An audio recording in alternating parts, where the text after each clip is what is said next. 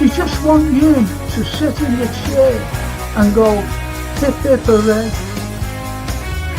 for the Western press and the Western narrative, regurgitating the same old,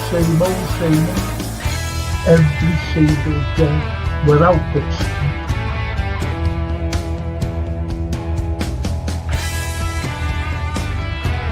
Please watch the first 2 episodes, the second series. Look at that. Absolutely fascinating. And it was the first time the Beatles had really stopped being semi-professional almost.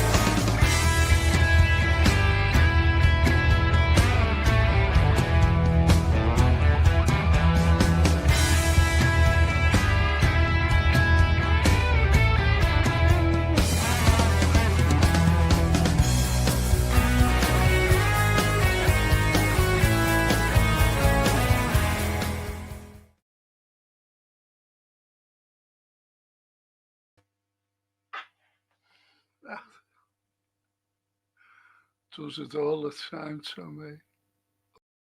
God, blimey. Good evening, everyone. It's History Night. Besides a murder, a very controversial murder I'll be doing, we'll just carry on with some history, which would be nice afterwards. After this controversial murder that happened here in Liverpool. So, and I've got my good friends with me as usual, Mr. International Artist himself, Anthony Brown, gave me the biggest shock I've ever had on a Monday morning. He actually rang me. I couldn't get over the shock. Who's this? But anyway, Anthony's with me. And it should be good tonight. It really should, simply because this murder trial that happens in Liverpool, as I said, I only do very controversial ones. And it is controversial.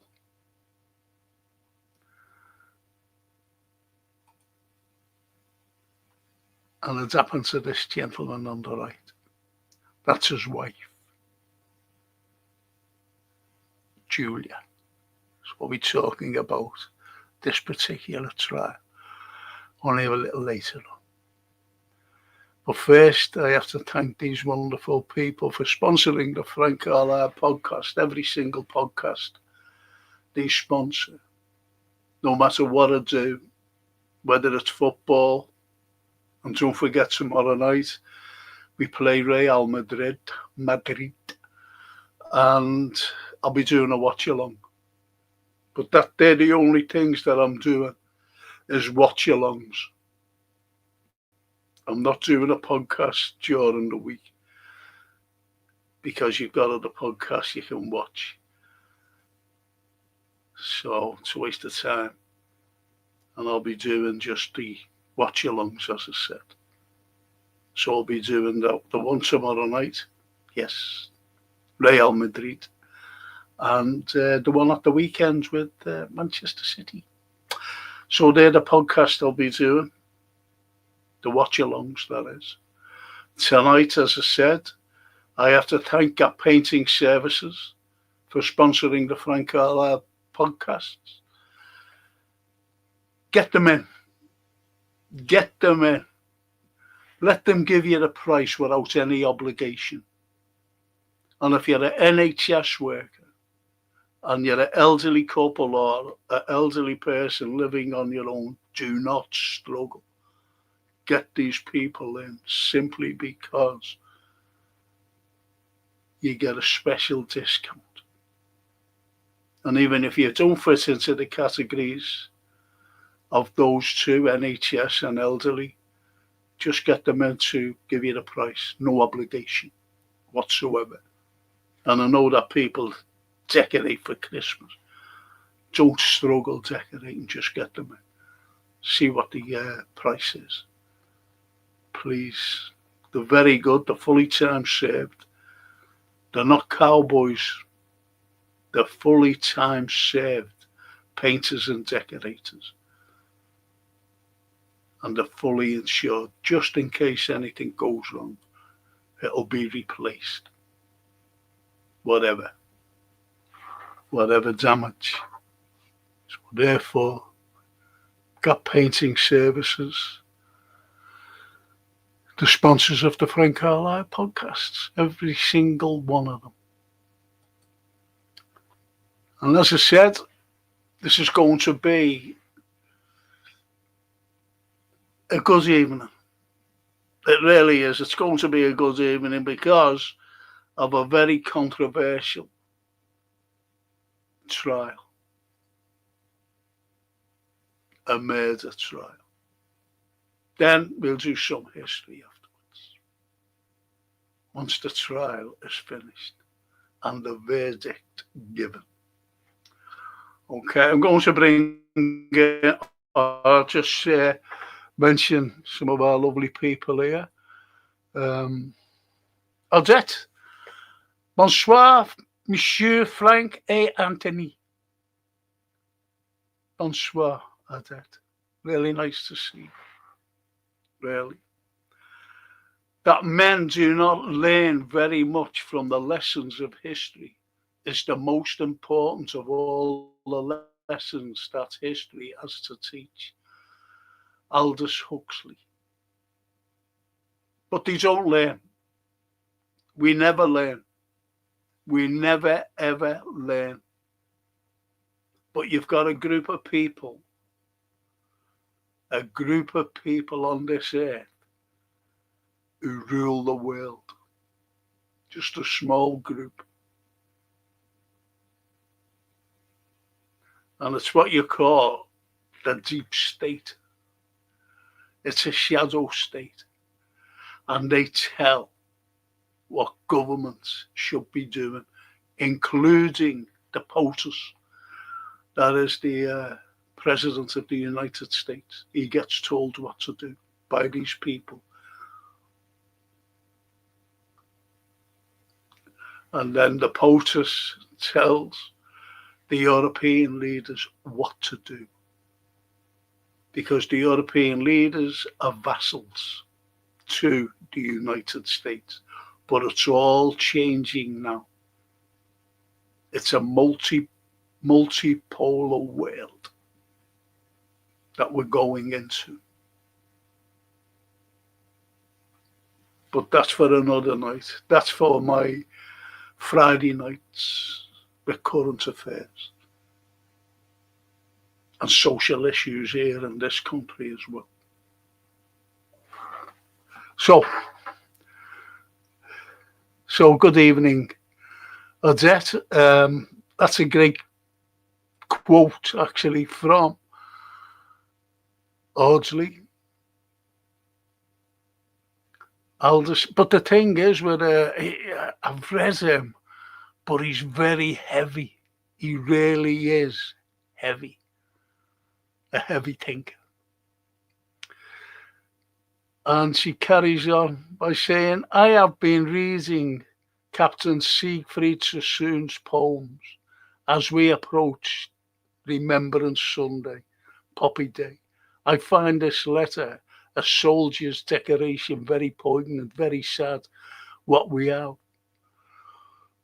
have we learned? Yes, we haven't learned anything. And Siegfried Sassoon is a wonderful poet. But he was all for the war at the beginning of his poetry. He was very patriotic. Then his brother Michael was killed. And then he changed. I'll be doing a special for the remembrance with poets. I wrote a play to celebrate the 100th anniversary of the beginning of the First World War. And it was a very successful play. And it was called Echoes of the First World War. And it was very successful, and it brought the poets into it, the likes of Sassoon, and one of the greatest of all, Wilfred Owen. So, yeah, I'll be doing a very special Remembrance Sunday next week sometime. Could be next Monday. I don't know with Anthony. It could be on Thursday with Anthony, this Thursday. I'm bringing these poets so soon because the opening lines of Wilfred Sassoon, Wilfred Owen, and the title, Anthem for Doomed Youth. If you think about that title, Anthem for Doomed Youth, it's telling. Anthem for Doomed Youth. And the two opening lines are incredible. What passing bells for these who die as cattle. Incredible poem. But we'll do that. I'll ask Anthony if he'd like to do it on Thursday. No, Wednesday. Not Thursday. I don't know what. Yes, the history of literature. I think it'll fit nicely into the history of literature and what it means today and what Odette said and what Huxley said, Aldous Huxley. We never learn, ever. Thank you for that. That. Yeah, Soldier's Declaration, very poignant, very sad. What have we learned? Nothing in caps. Yes, excellent quote. By you, Odette.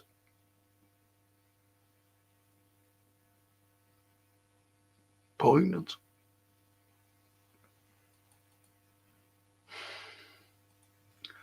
She carries on by saying, I studied history and still shocked how the country doesn't teach more about men like Sassoon. A Poppy refers to General Haig. He was horrible. He sent men over the top to the deaths for the General Haig. And the very first Remembrance Sunday with the cenotaph, the soldiers of the First World War, he was standing there on a podium, General Haig, and no one looked at him. They all bowed their head. And not many people refer to that, but I do.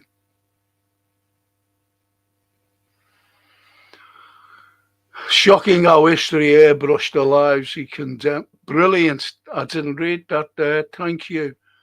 I'm so glad you put that there about Haig.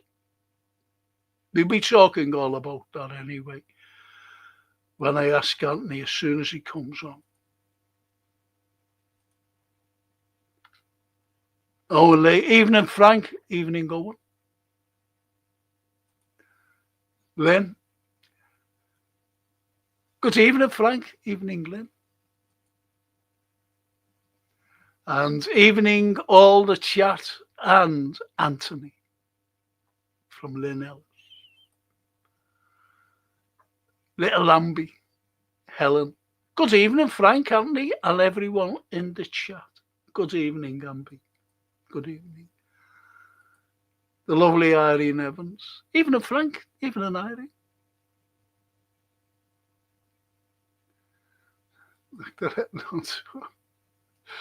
Gary. Good evening, everyone. Very polite man, this fella. Gentlemanly like. Is Gary. And Owen. Lola lads. Ali Danus. Good evening. Good evening, Ali. This is our Romanian friend, by the way. Still in Romania.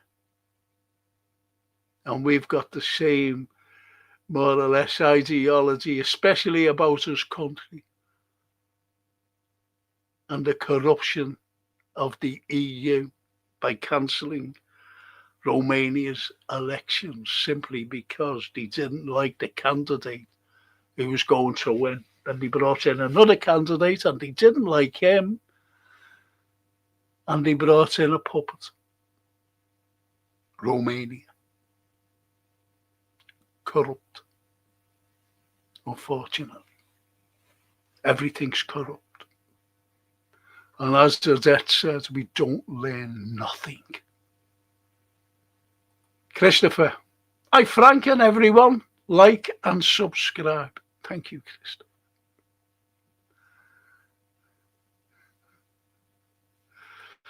Lynn. Thanks for mentioning Remembrance Sunday, Frank. Means a lot to me, especially having a military background, and I'm now a poppy. Oh, good. Oh, good. Very good. In Flanders fields, the poppies blow between the crosses row upon row to mark our place. I'll be mentioning that poem on Wednesday. Brilliant poem. Written at the time. And when it was written, the author of the poem was killed 3 weeks later.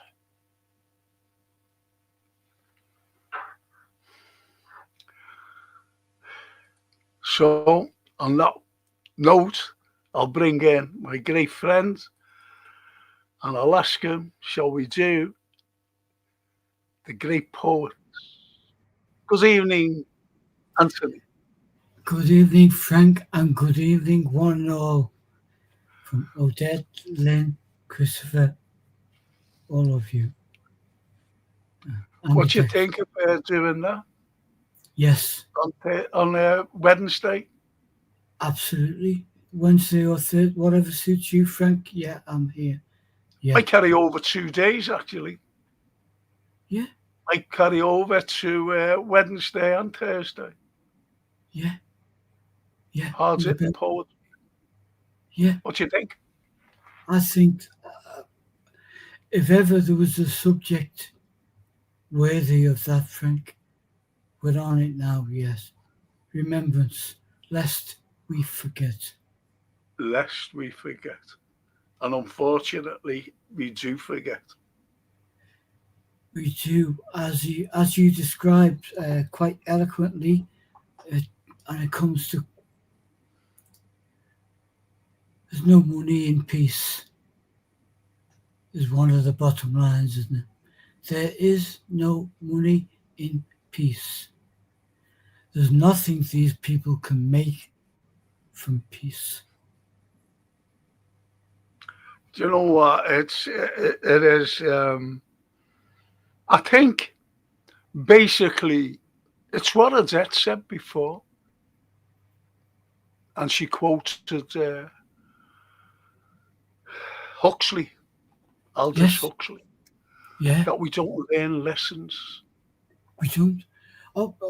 We the mortal coil do learn lessons, and as that was a wonderful heartwarming comment there from Lynn to say it means a great deal to her and millions of other people across the globe, but certainly in England and certainly in Liverpool. But yeah. But we can't forget France, because Odette is French, and that's where all the battles mainly took place. Yeah. And I remember going to France, and I brought with me students to look at the World War I graves. And I couldn't believe it, because we passed some place, and it was farmland, and they were, tilling the ground. This massive machine was tilling the ground, and we stopped because there was a little cafe there. And when we went into the cafe, the farmer came in who was driving this massive machine, as I said. And I said to him, he could speak English. There's no way. Well, yeah. Anyway, I said to him, I said, what's all those little white spots over the ground? And it went on for, when you looked, all these white spots. And you know what he said? The bits of bone. Oh my God. I couldn't, I was aghast. I said, bits of bone. And I asked the proprietor of the cafe, and I said, did he say bone, human bone? And he said, yes. I couldn't believe it.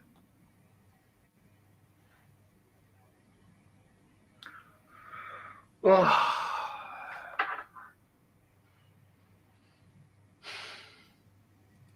Christopher. Hi, Anthony. Hi, Christopher. Good evening to you, sir. And, what's that? Allez, bonsoir, beautiful country, Romania. So many scars still healing from the time of Nicolae Ceausescu. Yeah. And his wife. The shoe collector. His wife, Eleanor, yeah. Toscana. Buonasera, Franco, Anthony, and chatters. Hope you're all well. I'm having problems posting, so I'll just listen. Why are you having problems?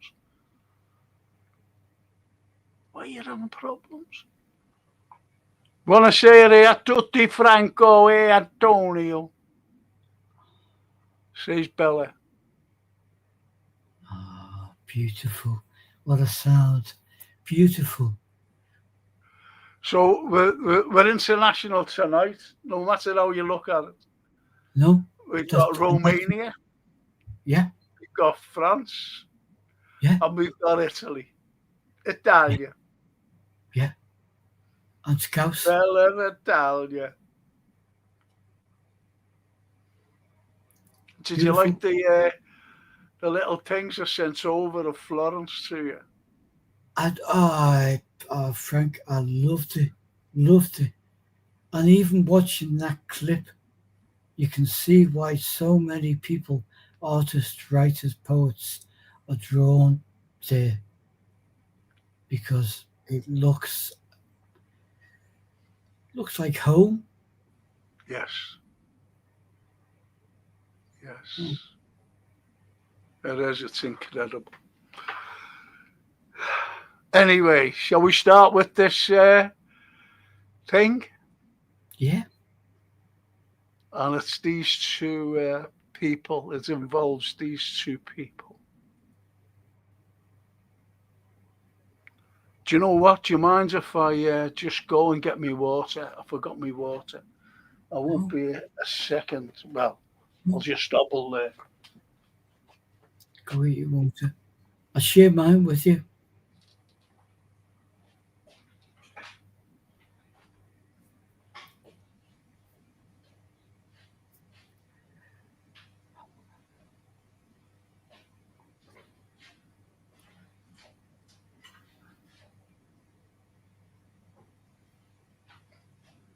Oh, yes, you done. You shared it. Yeah. Excellent stuff. Yeah. I just had half a pint of grouse and I said I'd share this with you, and then you went. So I downed it. Half a pint of grouse.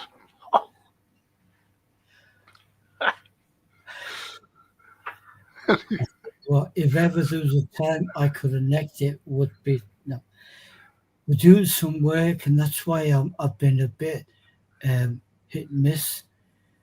We're, we're, we're putting the Wilfred and the Soldier story into Port Sunlight for a few weeks, and obviously tomorrow is a special day.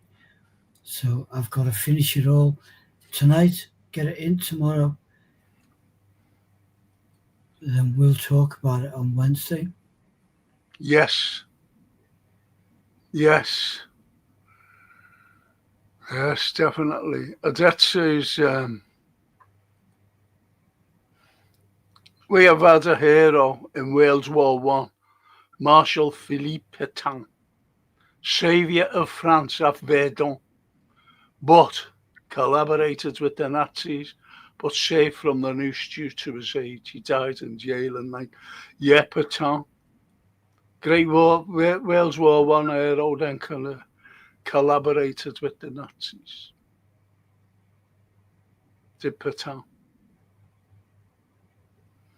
Okay, let's get started, eh? Yes, please, Frank. On this trial, this man, unfortunately, Anthony, he was he was accused of murder because he was an insurance agent for the Prudential in Dale Street. Yeah.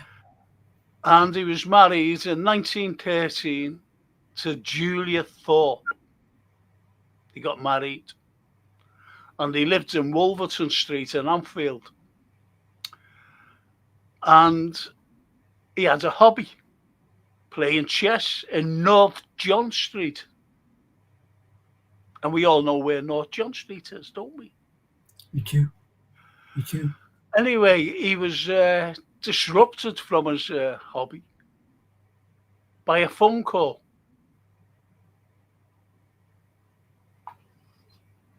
And it was a Mr. Qualtrough who phoned him, disrupted him. And the phone call was taken by Gladys Hartley, who was the secretary of the club, the chess club. And the captain was Samuel Beattie. They're very important, by the way, those two people. Quattro, incidentally, was a mysterious person. Very mysterious. And he was not known at the club. So you've got to ask yourself, well, hang on. How did Quattro, who knew, no one knew, have the phone number of the club? Also knew where Mr. Wallace was. Very important. So anyway, Wallace spoke to him.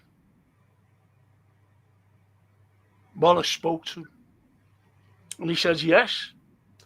And he said, listen, he said, what I want, he said, I want to arrange a policy for my niece for the 21st birthday. He said, oh yeah, okay. Okay, that's no problem. So he arranged to meet him with the policy for his niece. And Wallace was given the address of, to go the next day, 25 Menlove Gardens East.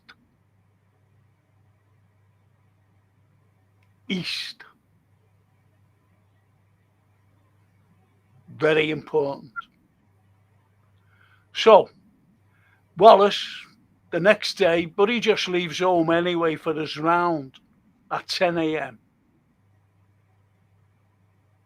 Now, what Wallace did every morning, because by now his wife Julia was frail. She was 50 years of age at the time. and she was frail. And what he used to do every single morning was carry her down the stairs, put her on the couch with a blanket or shawl over her, and he used to make the fire. And he used to get coal putters in a scuttle so that Julia, could get up and just throw the coal on the fire as it went down a little. Yeah. And he made her a breakfast every single morning.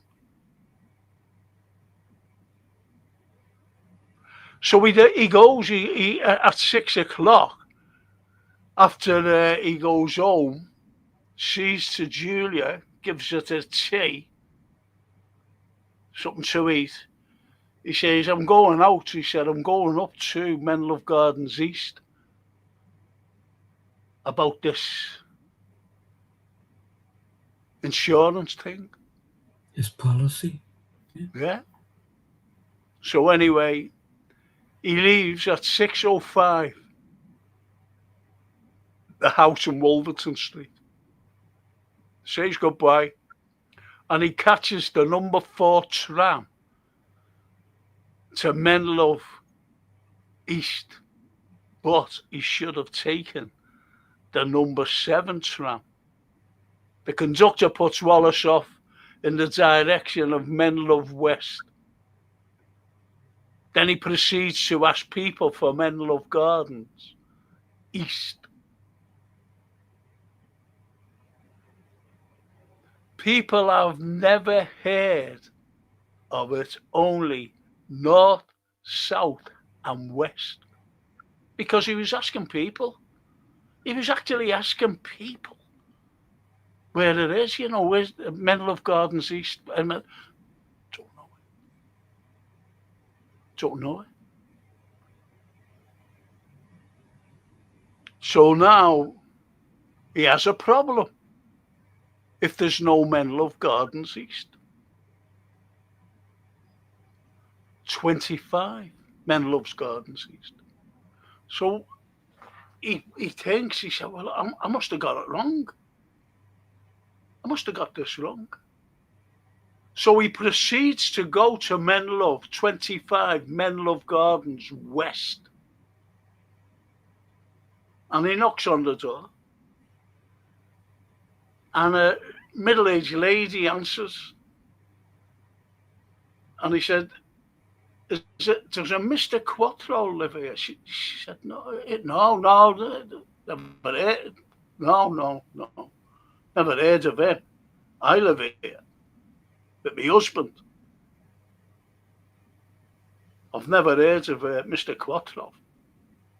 So he said, I'm sorry, I'm awfully sorry. So he gives his apologies and goes away. Then he goes along and he's, just as I said, he's asking people. Then he sees a police constable James.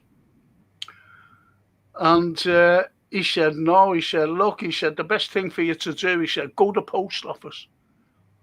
Because post offices then didn't, close like they do today at 5 o'clock. Yeah. They closed at 8 o'clock. So he proceeds to the post office. And he goes in there and he's going through the directory, he's going through everything to see if 25 Menlove Gardens East existed. Even the post office fella said, I don't know, I've never heard of it. Because he gave him the directory, you see, to have a look through. He said, sorry, I don't know.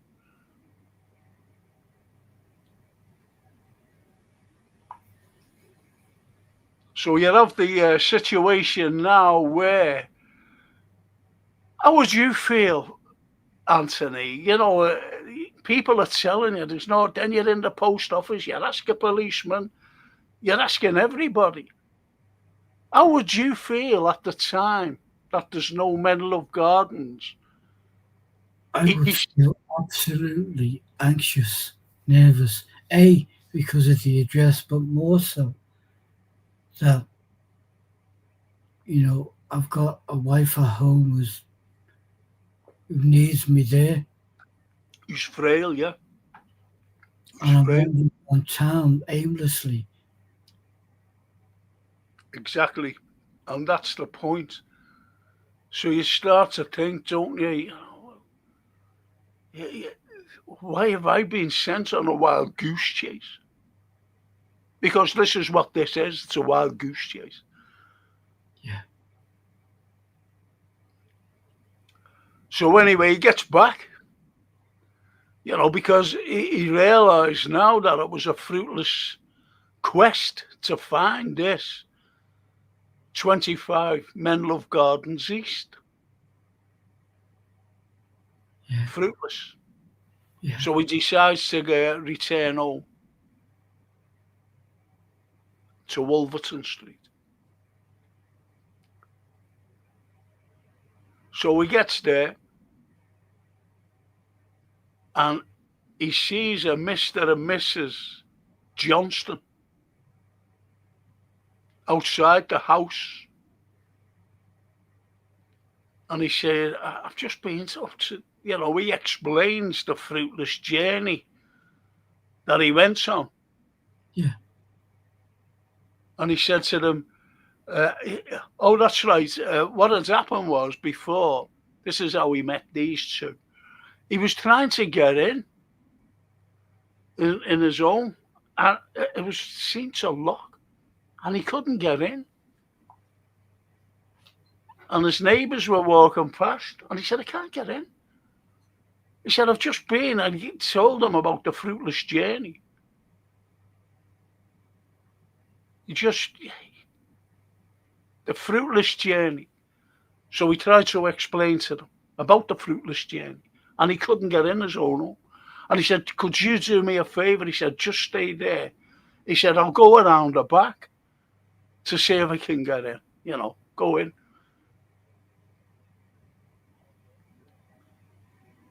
So he went around the back, and that was stiff too. That was stiff, to get in. But anyway, he got in nevertheless. He gets in. And once he got in, once he gets in,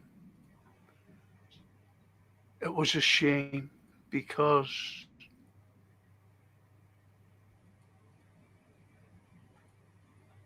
this is the scene that he found as soon as he went in.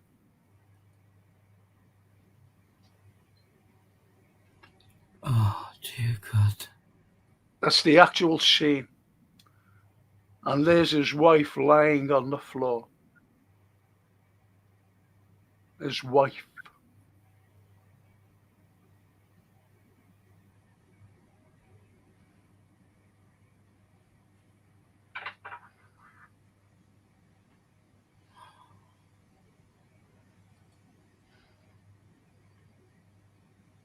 Oh, dear God.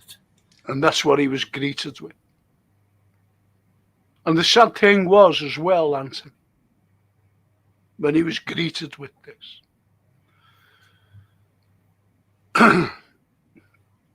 How do you think he felt? How do you think he felt? Hey. In disbelief, I would imagine. Totally bereft. Totally of that. So this particular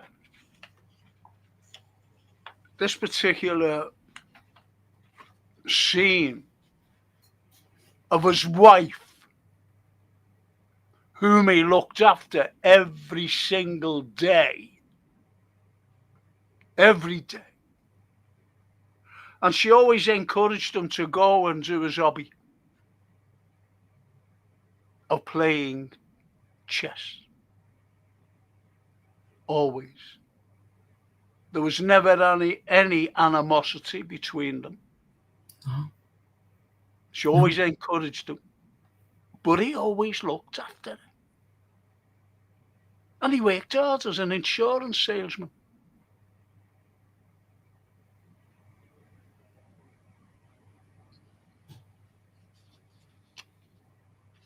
No. So anyway, excuse me. So anyway, what has happened was, after he goes in and finds that horrible scene, he comes running out. He comes running out 3 minutes later because he's in a state of shock. So it's 3 minutes later he comes running out. Now the point is as well, when he came out, he had to unbolt the door. He couldn't get in the front door. You know, the front door, he couldn't get in. This is why, he was trying to get in when the Johnsons seen him.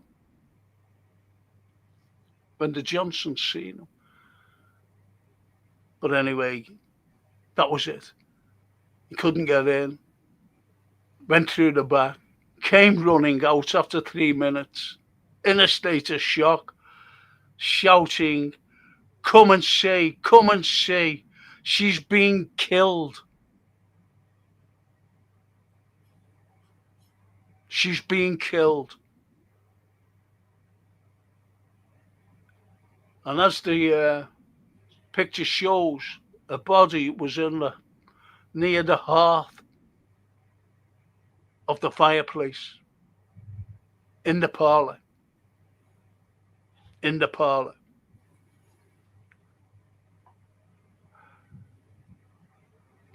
Now, you'd say, well, how would you know that she's been killed? Because it was the scene, it was blood everywhere. And also, I've got to say this, there was bits of brain on the walls. That's how savagely she was attacked, and on the floor, bits of brain. So he obviously knew that she was dead. And there was £4 missing from the cash box. Now you wonder, well, how come there was like £4 missing? Because it's not like today where, if you find something, there's all these forensic people in, and no one can go in. But he was panicking. This is 1931. He was panicking, and he's saying, "Please come in." And he went in, Mr. and Mrs. Johnson, and Mr. and Mrs. Johnson. The cash box was on the floor, and she picked it up. Now the point is, how did they know that £4 was missing? And it's simple. Mrs. Johnson was picking up coins and putting them back in the box, the cash box. Yeah. But there was £4 missing. How would you know that? It's simple. Because the £4 were £4 notes. You see?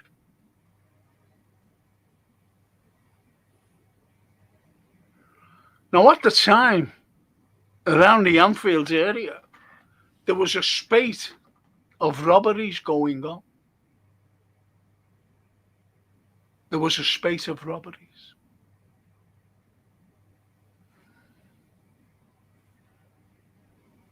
And this fellow by the name of Chief Superintendent Moore takes charge.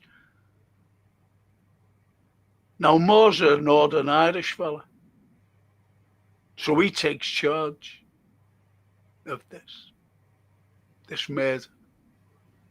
Now, Moore, he always wants a quick results. Quick, very quick results. And he said to Wallace, what I want you to do, I want you to go upstairs, take everything off, get dressed. He said, do you have any relatives or, or you'll have to go to a hotel. We'll have to go through here with a fine tooth comb. And he said, I have a sister. He said, well, go and stay in your sister's. Go and stay in your sister's. So he said, okay. His sister lived in Ullet Road. Then they went through his house. They searched the home. And as I said about this Superintendent Moore, or Chief Superintendent, he wants a quick result. He's one of these fellas who just wanted a result. End of. No proper investigation.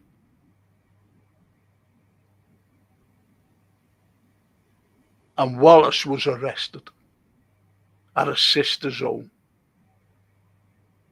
And the venue for that particular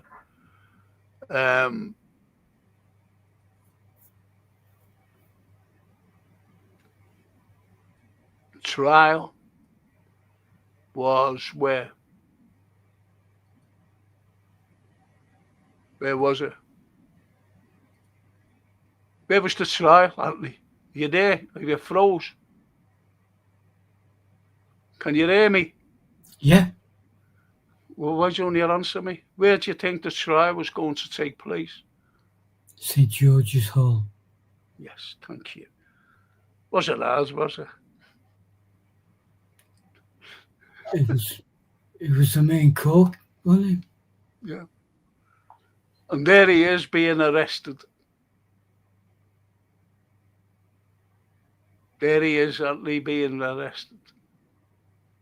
And he was going to stand trial at the Liverpool Assizes. I haven't got a picture, unfortunately, of St. George's Hall. I haven't got a picture. Which is a shame. Which is a shame.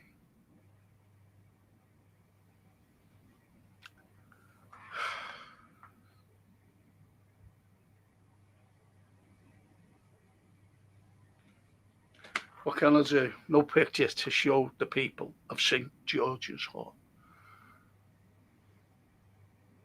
And that's a very important picture.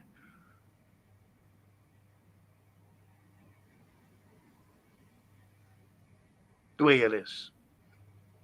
It's the way it is. Anyway, the venue, St. George's Hall, on the 22nd of April, 1931. 1931, Anthony. 1931.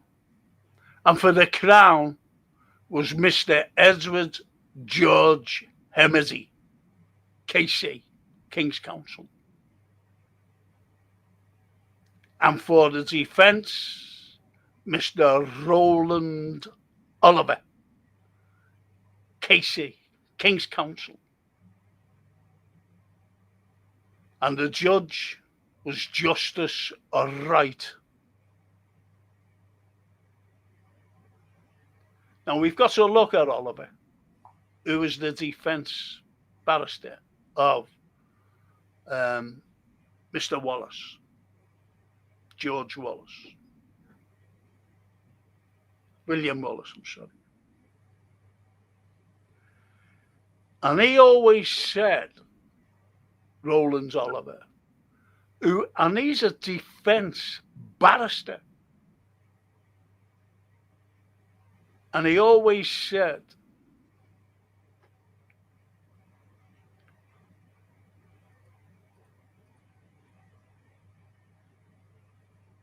guess who's listening in?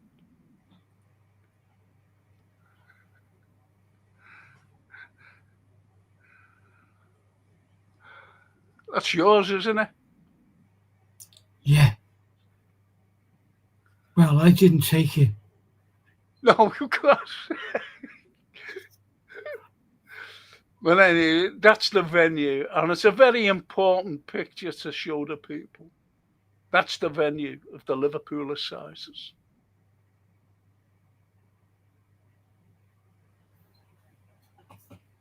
Have a guess who brought Prince Charles around there? You know, now he's the king. And when he was prince, who brought him around, you reckon? I think some possible very friendly historian scouts. Yes, I've actually seen that, Frank. It's wonderful.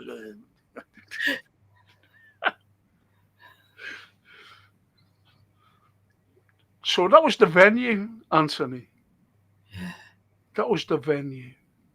And when Very- you think about it, you know, it's a very daunting place. Absolutely. Very daunting. And when you go into the courtroom, whoa, very daunting. Yeah. Extremely daunting, as they say. So anyway, that's where the trial was taking place. And as I said about Roland Oliver, the defence barrister, he always emphasised anyone behind him, there was no smoke without fire. And these are the people that he was actually defending. He was actually defending these people. And this is what he was saying. He always advocated there's no smoke without fire. Even in private conversations with fellow barristers. Wow. Fellow barristers. Anthony. No smoke without fire.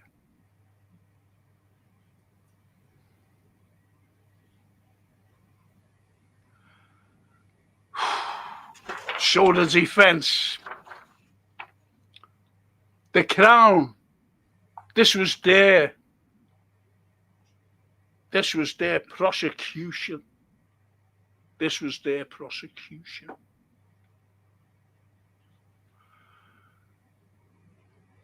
And they said a stranger calls.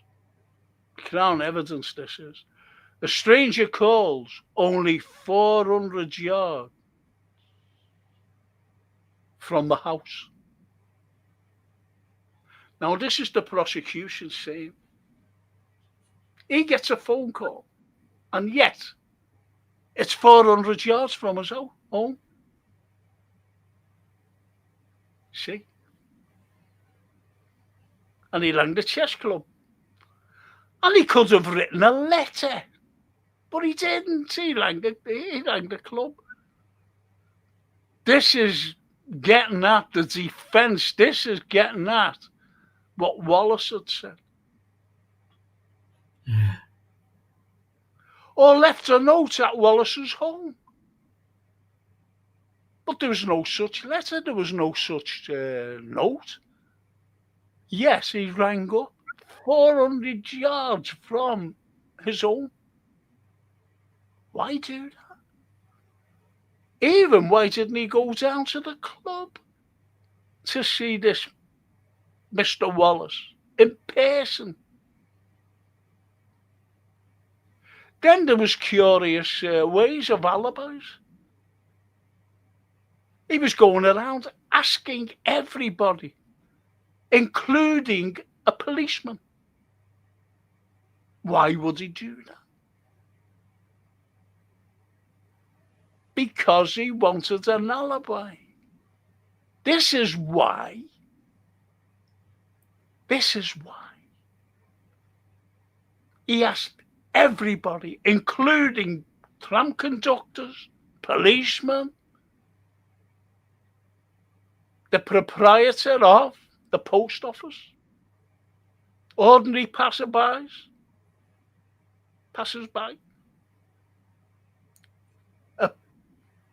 then the locked door. How strange it was for the locked door. And the cash box. How did he know that there was £4 missing? Because the way they put it, and the way, you know, when he looked at it, he said, oh, there's £4 missing. He forgot about the notes. But they were spinning the way everything was to the jury. Yeah. And then, of course, there's Julia's ailment. His lovely wife's ailment.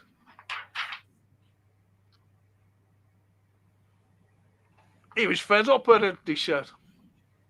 Looking after her every single day. Every day. Wouldn't it get on your nerves? Carrying her down to the parlour, lighting a fire, making her breakfast, and giving her breakfast, making the fire, all before he goes out to work and comes home and does exactly the same at mealtime in the evening. And then he goes and has to go to the club for a game of chess.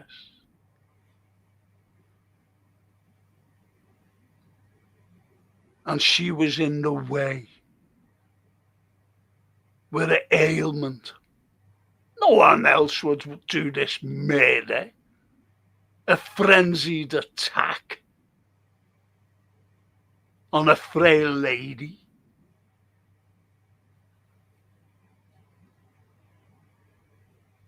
This is the prosecution. And in the assizes, as you know, in the courtroom, the daunting courtroom, the prosecution is right onto the jury. They are there. Whereas the defence is further away from the jury. So Emmety was right in their faces, saying all these things. Who else would murder that lovely little lady who was frail? Who else? Nobody. She never had an enemy in the world. The only enemy she had was the accused, standing in the dock. In the dock.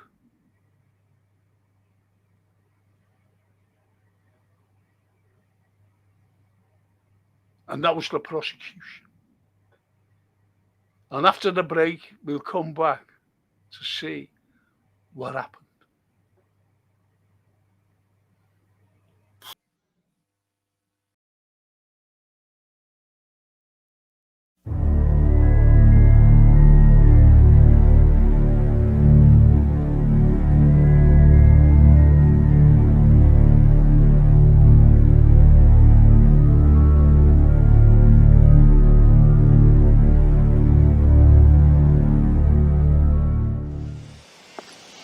On October the 16th, 1883, there were two sisters known as the Black Widows, and they were arrested and charged with at least 4 murders. Today, they'd be known as serial killers.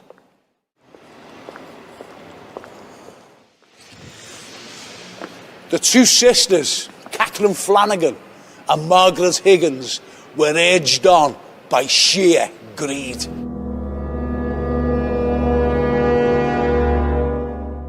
They lived around the Scotland Road area, Skirving Street, Latimer Street, and finally Ascot Street. In 1883, people did not move around. They stayed there for life. So what were these two sisters trying to hide? Could it be the fact that family members and lodgers were missing? So, who were the victims of the Black Widows? John Flanagan, 21 years of age, the son of Catherine Flanagan. Thomas Higgins, the husband of Margaret Higgins. Mary Higgins, aged 10, the stepdaughter of Margaret Higgins. Margaret Jennings, 18 years of age, a lodger. Each victim was slowly poisoned and died in agony.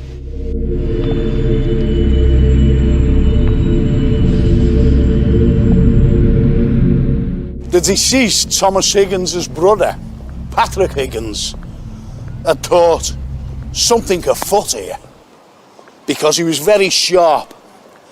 And what had happened, he found out that his brother, Thomas, had been heavily insured for £150. He informed the police in turn informed the coroner, and the coroner had stopped the funeral right away.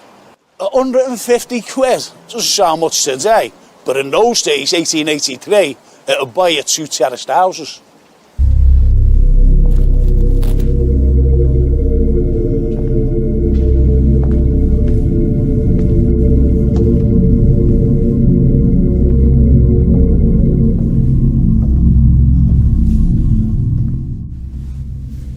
The police ordered the other bodies to be exhumed, and after the autopsy, they found out that every single one of them had died in the same way. They were poisoned.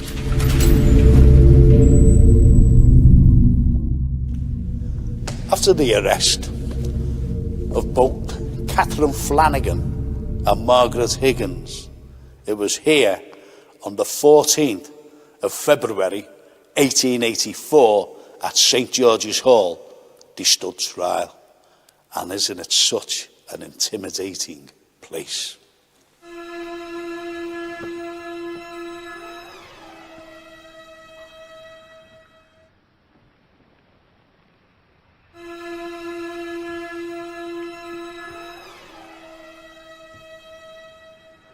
The trial had lasted 3 days, and the jury found them guilty. And it was from here that they were led to the holding cell, awaiting their fate.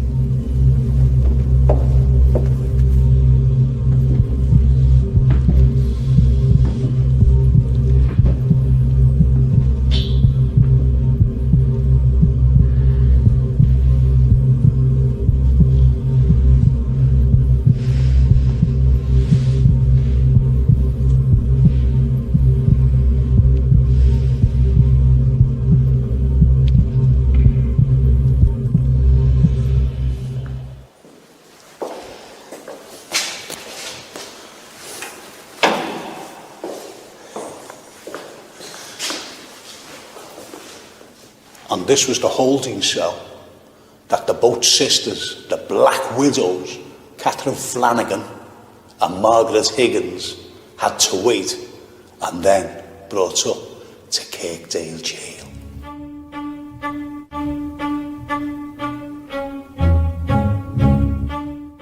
The cell itself looked very basic, nicely whitewashed walls.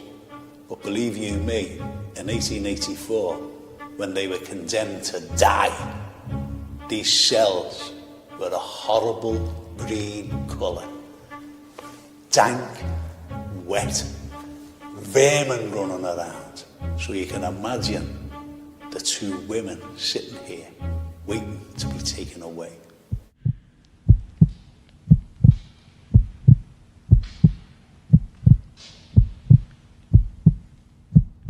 Here's something. What if they wanted to spend their last penny of the insurance money? Have a look at this.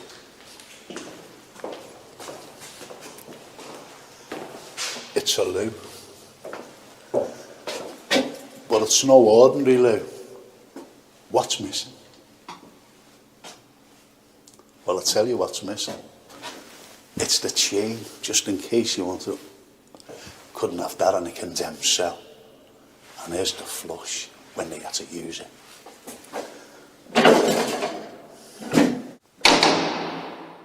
When they were taken from here to Kirkdale Jail, the most notorious in Europe, in fact, Lubyanka in Russia was actually based on Kirkdale Jail. And it was there on the 3rd of March 1884 that both Catherine Flanagan and Margaret Higgins were hanged side by side in Kirkdale's execution shed during a snowstorm. And there ends the sad story of the 2 Scotland Road Black Widows.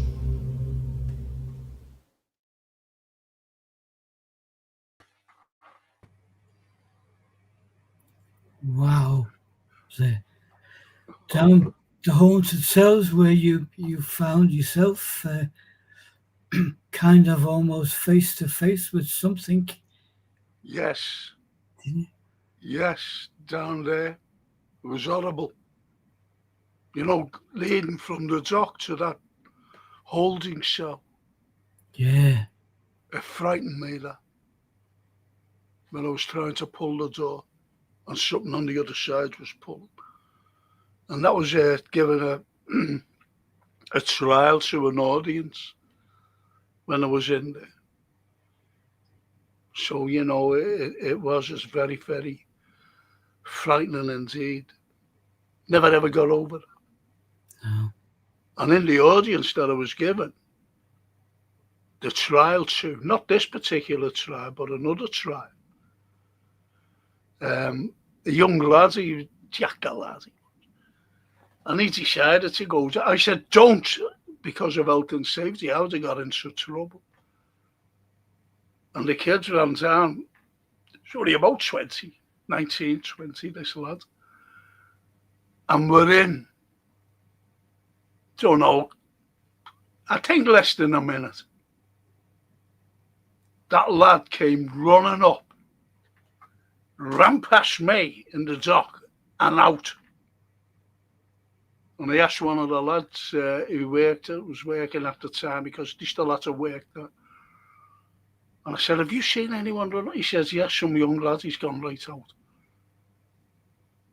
He ran. He said, what happened?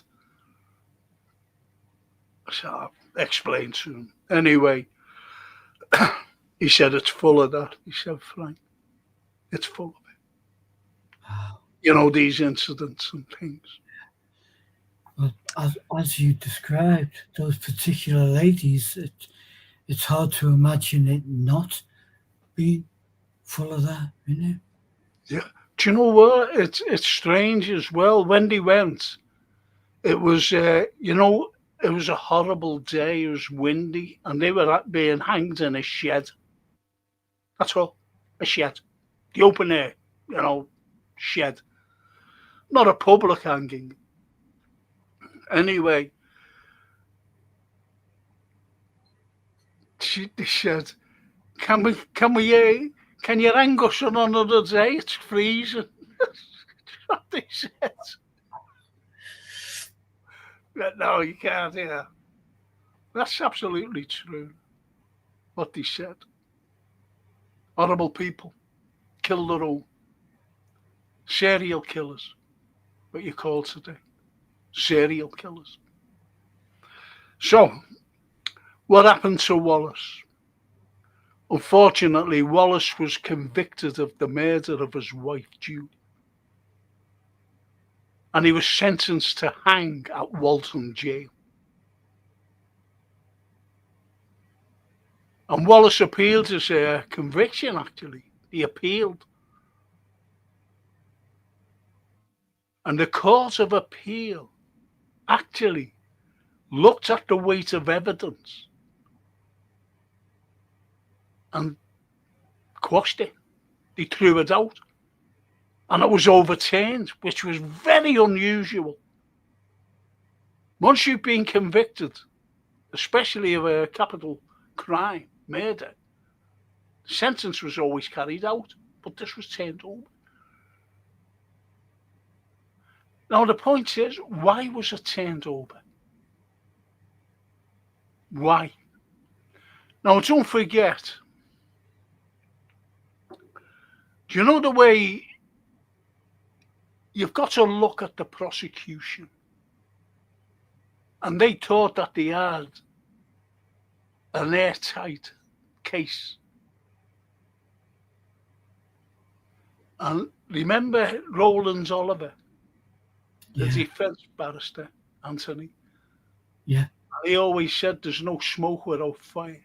He gave him a terrible defence. Shocking defence. Yeah. I'll tell you for why. The forensics. Now, if you could imagine, the scene of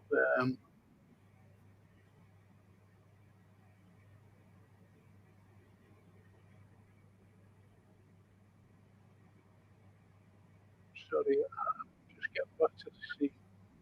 I've got to go back to this. And there was blood all over the wall. You can hardly see that. There was, I hate saying it, bits of brain. Blood everywhere.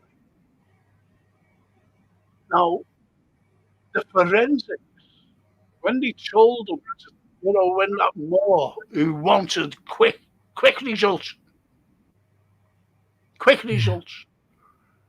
get undressed. And don't forget that the likes of a policeman would have followed him into his room while he undressed and put the clothes on, so he went down to his sister's.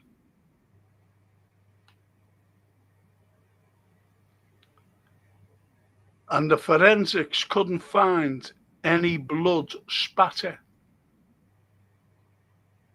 on his clothes. How is that possible? How is that possible? He didn't hit his wife. He didn't do it. So why wasn't it brought up in court? Because it wasn't. It wasn't. And I'll tell you another thing. A vital witness. Well, few witnesses. A few witnesses. Now, the coroner, he said that she was killed between 6 and 7 o'clock. Now, we all know that he was getting on a tram at 6:15 because he left the house at 6:10. Yeah. And he was put on the tram at 6:15. Right? Yeah. Now, if you are looking for a place, a certain street or whatever, and you're lost, what's the first thing you do? You go and ask someone. You ask about you. Yeah. You're going to. I've done it loads of times. You've done it. Yeah. Even if you're in a car, never mind walking about. Even if you're in a car, you'd stop. I've done it.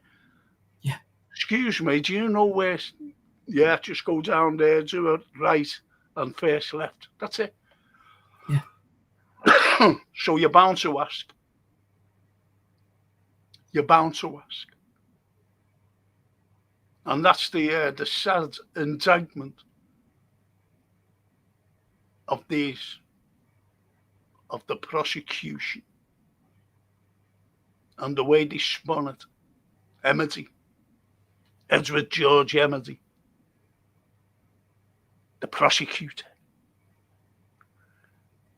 and there was vital witnesses that weren't called. Now, you've got to say about Roland Oliver here, the fella who defends people, and behind him, no smoke without fire, which is an absolute, he should have been disbarred, this fella. Yeah.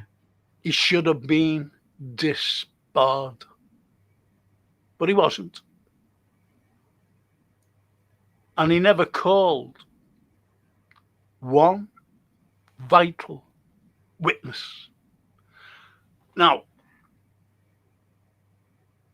you've got Wallace.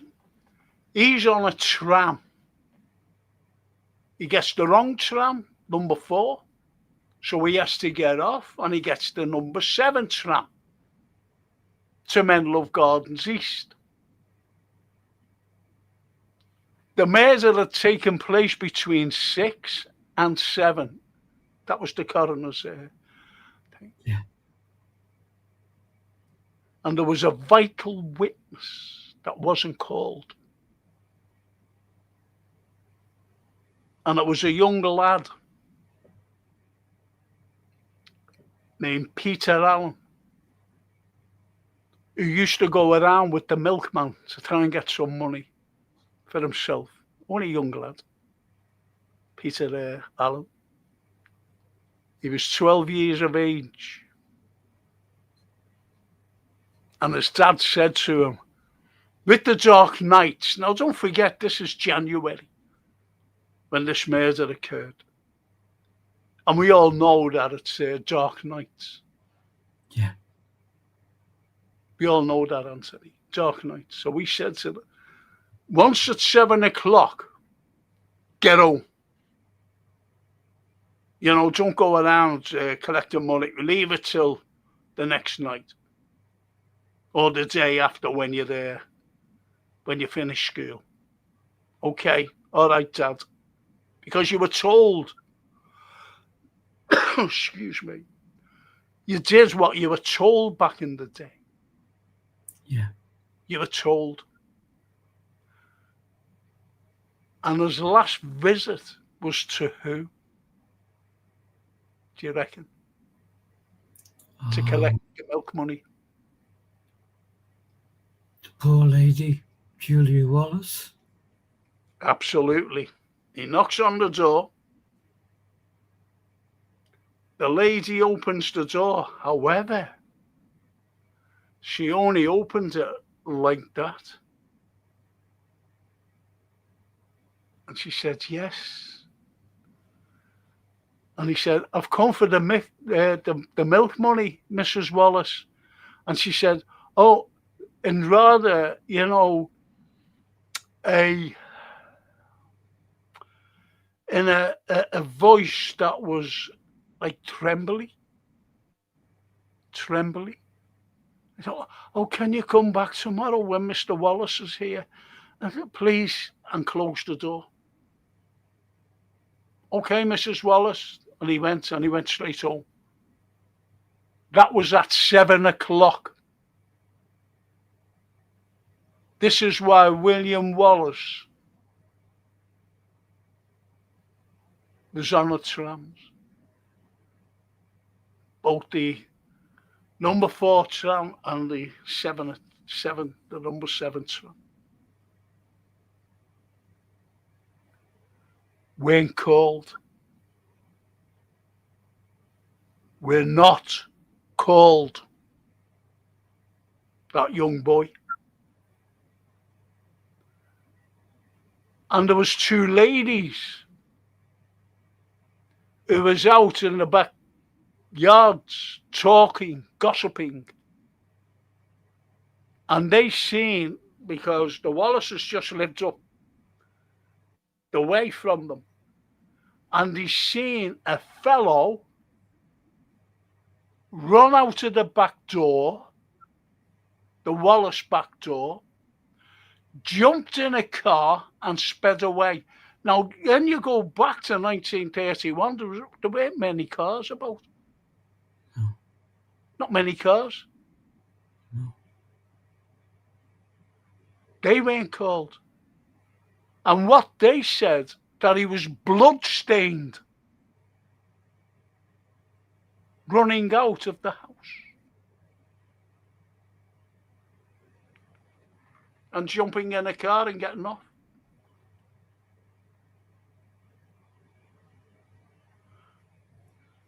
And this particular fellow goes to a mechanic. He goes to a mechanic. And what the mechanic sees was blood stains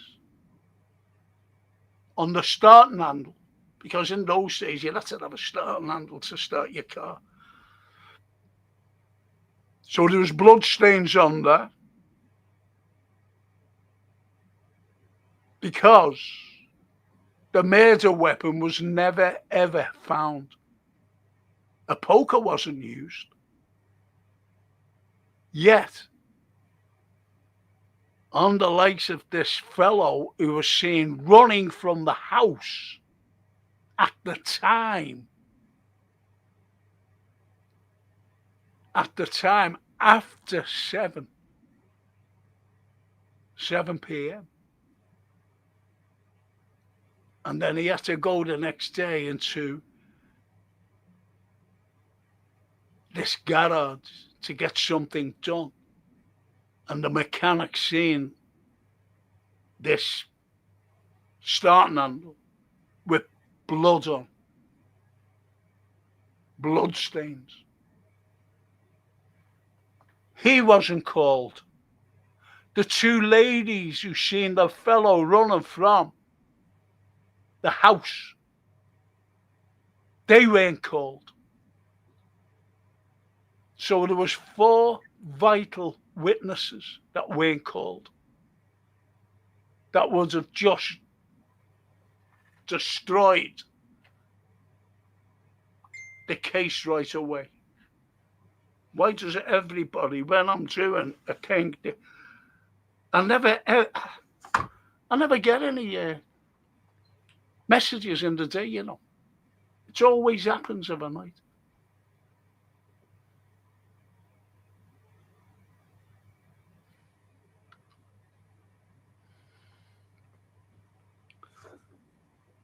And he was found guilty.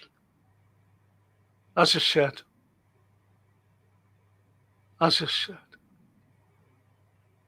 Yet it was overturned because of the weight of evidence. They were like, you can't just convict a man of this. And what you say, there's no forensic evidence, there's nothing.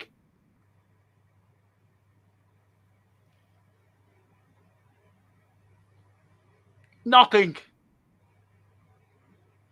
So, who did the murder?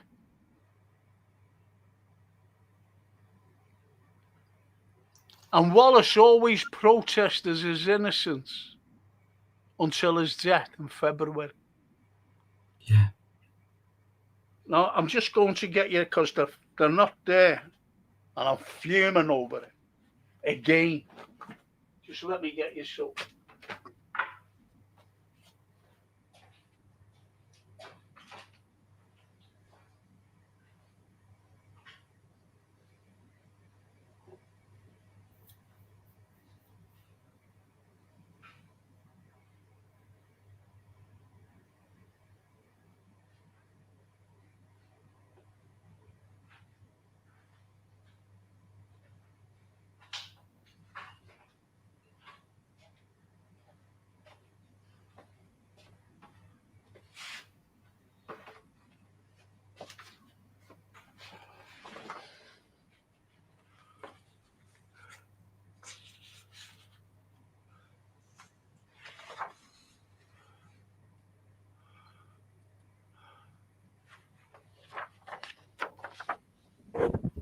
And this is a picture of William Wallace before the extreme left, before the trial. The middle picture is during the trial, and the last picture to the right, to my right, is after the trial. And you could see right there how much that man, innocent man, had aged. From there to there.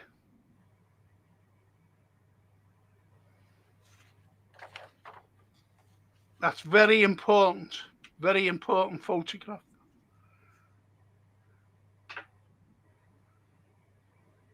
And he was freed. But with the shock of being arrested and put on trial for his lovely wife, who he loved. He loved. He adored her. He done everything for her to make her comfortable. And he accused him of murdering her. So who done it? Now, he was too great. Unfortunately, he died 2 years later at Clatterbridge because the shock of him brought on cancer. And he died in February 1933, almost 2 years after the trial. And crime experts, a fellow by the name of J.H. Gort and Edgar Lustgarten. You've heard of him, Anthony, haven't you? Edgar Lustgarten. Yeah. We're convinced that the murderer was a Gordon Parry. A Gordon Parry. Now, who's Gordon Parry? Gordon Parry knew. He knew Wallace because he used to work with him at the Prudential. And sometimes he used to go up to the house, to Wallace's house, and have a cup of tea, whatever. So he knew where he lived. He knew everything about him. Knew everything about Julia. And as I said, there was a spate of burglaries. Now, this fella, he was a gambler, and he was always in debt with bookmakers, always in debt. So he always needed money. And he knew the area of Wolverton Street very well. And as I said, there was a spate of burglaries.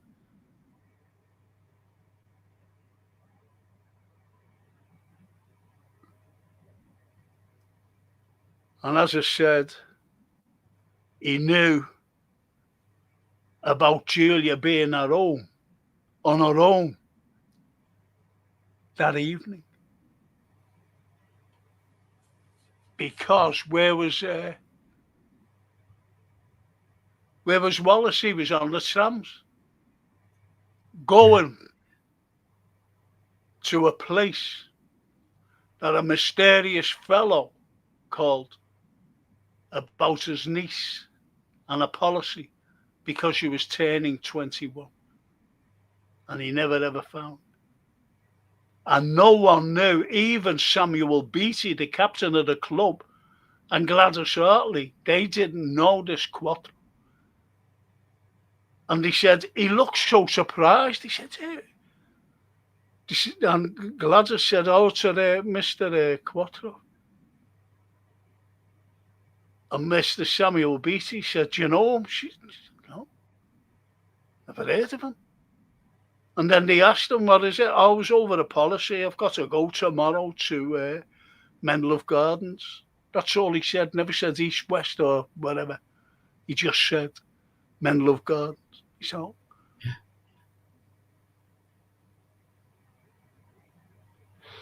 So you see, and they were called by the prosecution. And both of them said that he wouldn't do anything. He's not like that. But as the prosecution say, oh yeah,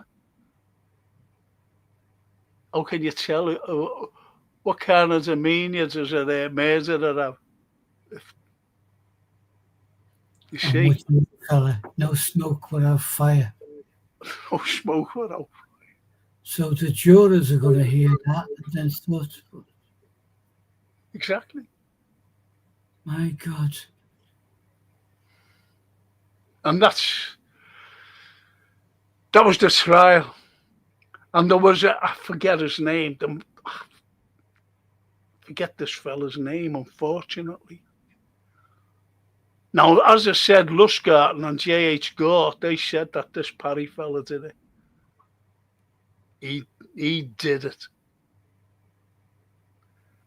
And this investigative reporter for Radio City, I forget his name, Terry Lanane? Yeah. Terry Lanane. Yeah. Have I got it right?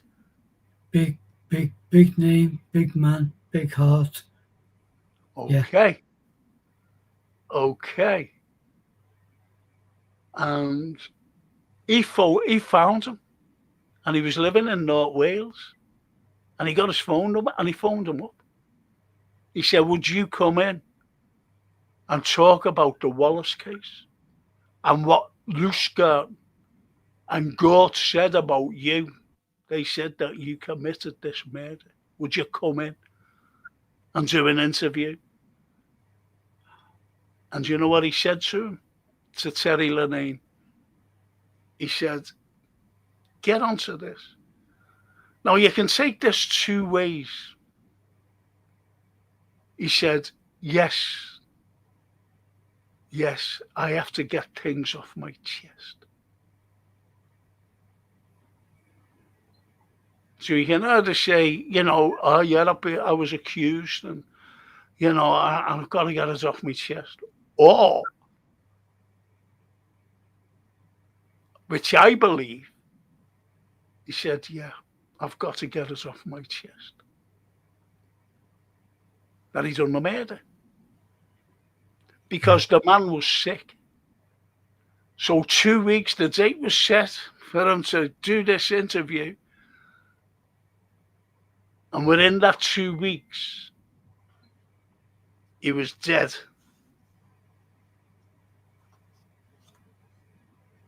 He was dead. Wow. So this is many years after the crime. Yeah. Yeah, many years. Wow. I'll see what our lovely people have been saying.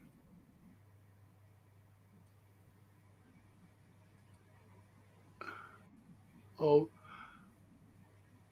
Azette, I love Joan of Arc. She was a great heroine, one of the greatest heroines of all time. But I was talking about this. Dorothy says, do you think this Parry fella had either tried to burgle at the home and discovered by Julia trusting, as she knew him, let him in, and something happened which led to a bungled attack on Julia? The thing is, Dorothy, he always knew that she'd be lying on the couch in the parlour because he used to go and visit her. Point is, as well,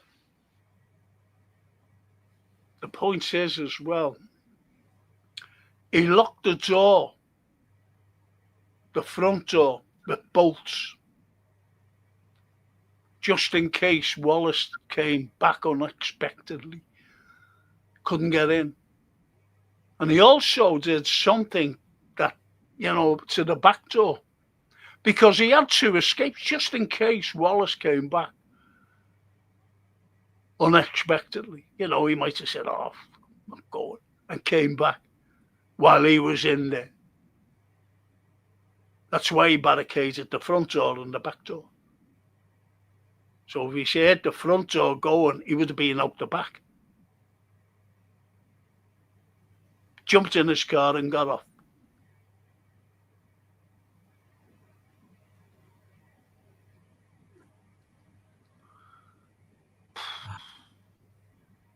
You see? So,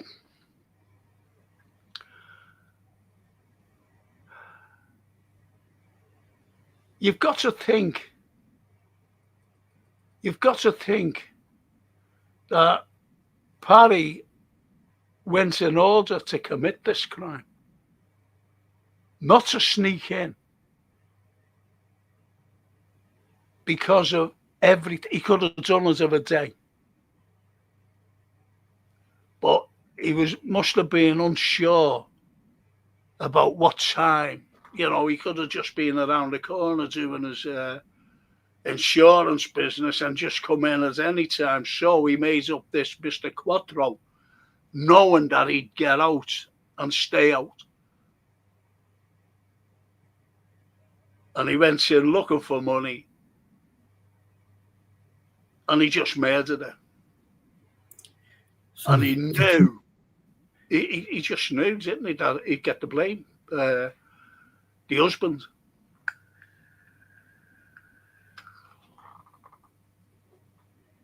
Yeah.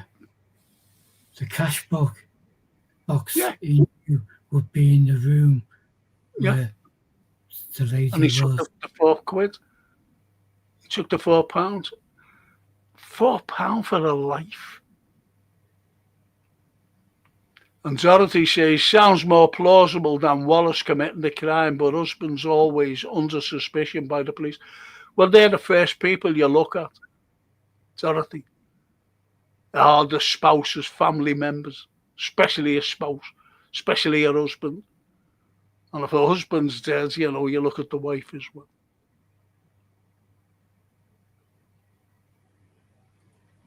And Toscana says, life destroyed because the police wanted a quick verdict. How many times have we heard that? All the time. Thousands. All the time, Toscana. And how many crimes did he get away with before that? Or after that? You know, we don't know, do we? Okay. Now, that's a good point. Do you know why? Do you know what he was? Albeit that he was at an insurance, you know, he worked at the Peru, but he got the sack. So he was out of work. He was also a police informer. Paddy. There you go. There you go. Do not go to jail. Collect £200. It's a monopoly game, isn't it? Oh my God. And Dorothy says, it's been reconstructed in many dramatisations. I remember some very good programmes on this.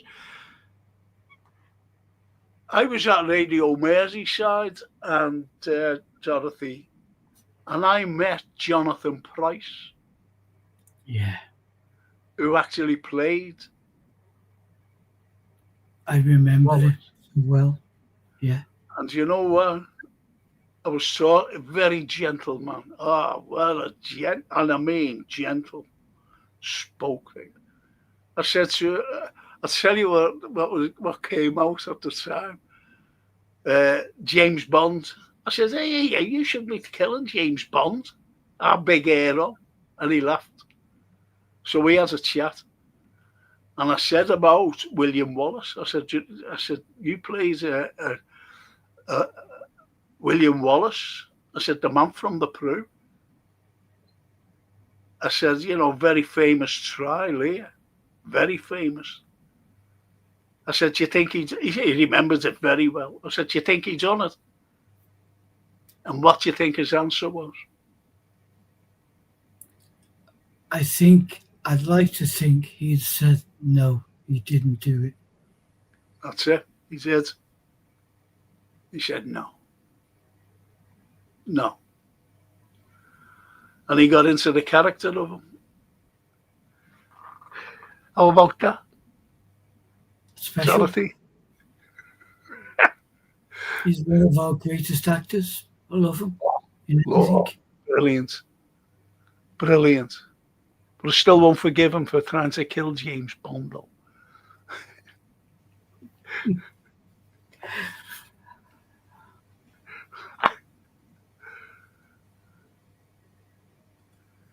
And Dorothy says, excellent actor Jonathan Price, who was one of our everyman glitterati. He was, along with Julie Walters and our very own Roger Phillips. Roger Phillips, the voice of Merseyside. Yes. And Lynn says, they done a TV programme about this and was filmed in my mum's house. I have a few photos there. Oh, go away. It's Lynn Ellis. And Bella says, I am deeply troubled by the way criminal system treated people that are innocent and the difficulty he has in proving my innocence. And even today, innocent people have been locked up. Of course they have. Yeah. Yeah. Absolutely. It's frightening.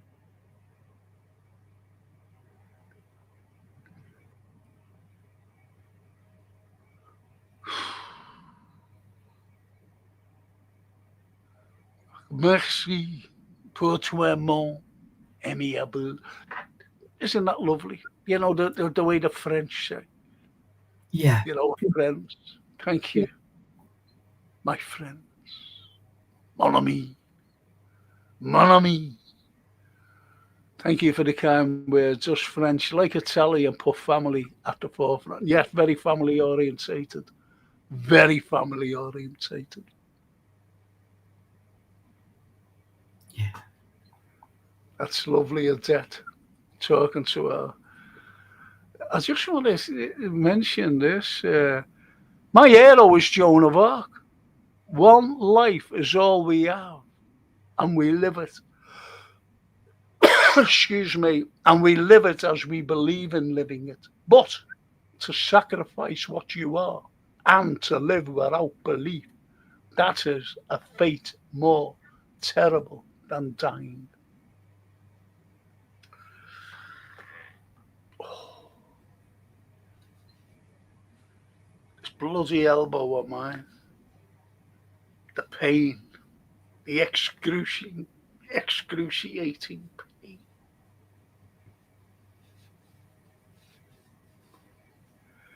So, what do you think about tonight? Oh, it's just obviously we all grow up knowing the name of that trial and that case, but it's just absolutely so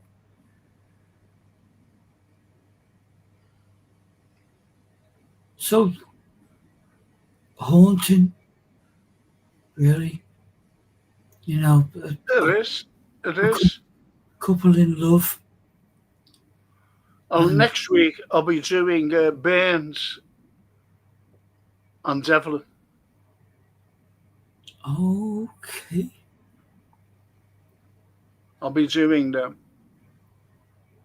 And it's shocking, Anthony. It really is shocking that injustices. And that day I was talking about a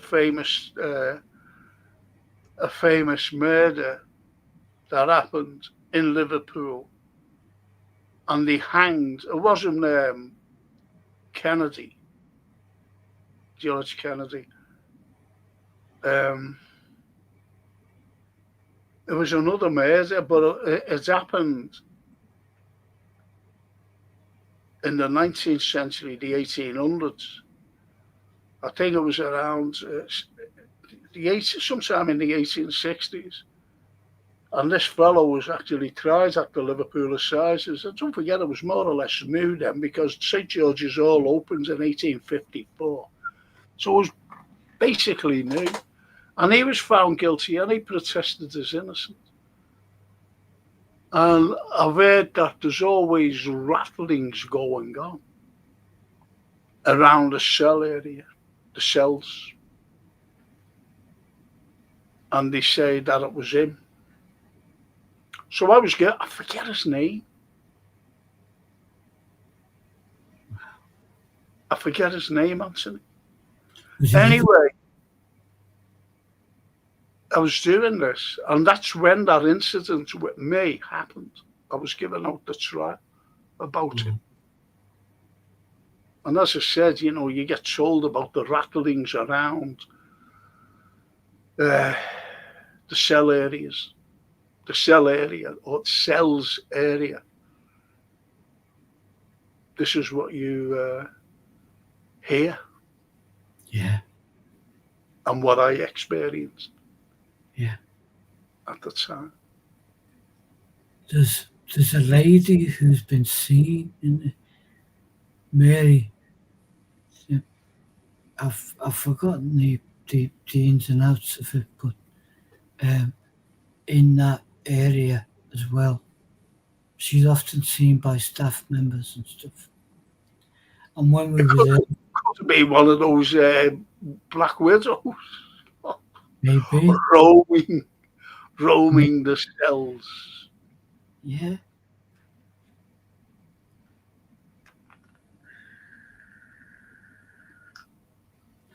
Like we always say, Frank, there's more things we do not know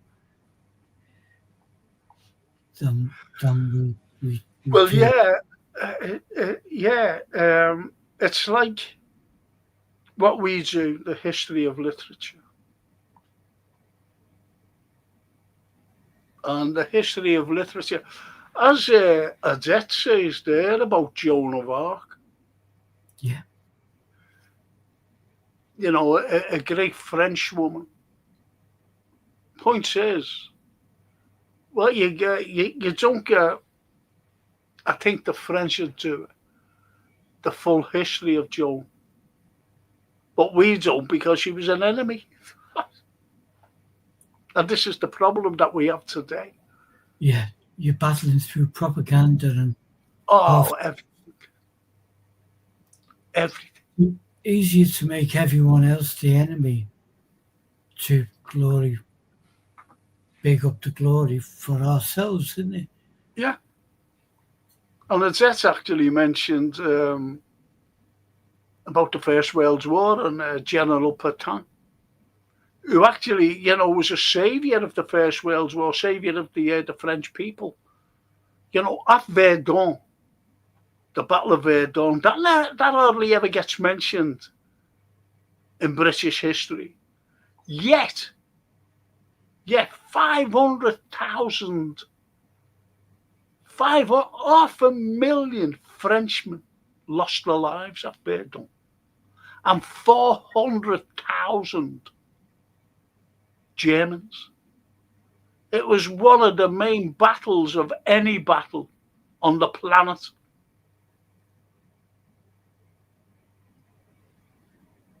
When nearly 1 million men lost their lives. The Battle of Verdun. And we hardly ever mention it. I do know. I've always, when I've given lectures about the First World War, I've always mentioned Verdun. Then all of a sudden, from being a hero, which was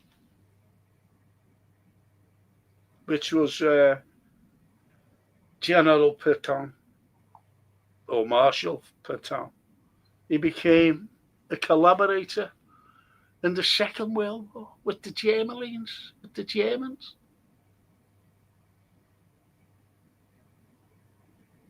And it's shocking to collaborate with your enemy. Yeah. And I always wonder if there'd be any collaborators in this country if the Germans would have invaded instead of going to Russia. And with the assassination of Reinhard Heydrich in Prague by 3 students, I think the Second World War would have had a great change because Reinhard Heydrich, he was going to Berlin, but he wasn't going to Berlin like the next day or anything. And he was Adolf Hitler's blue eye, Heydrich. And he always took notice of what Heydrich said. And Heydrich had plans not to go into Russia, but just to invade England and take over, and then concentrate on Russia. So could you imagine if he would have lived? He'd gone to Berlin,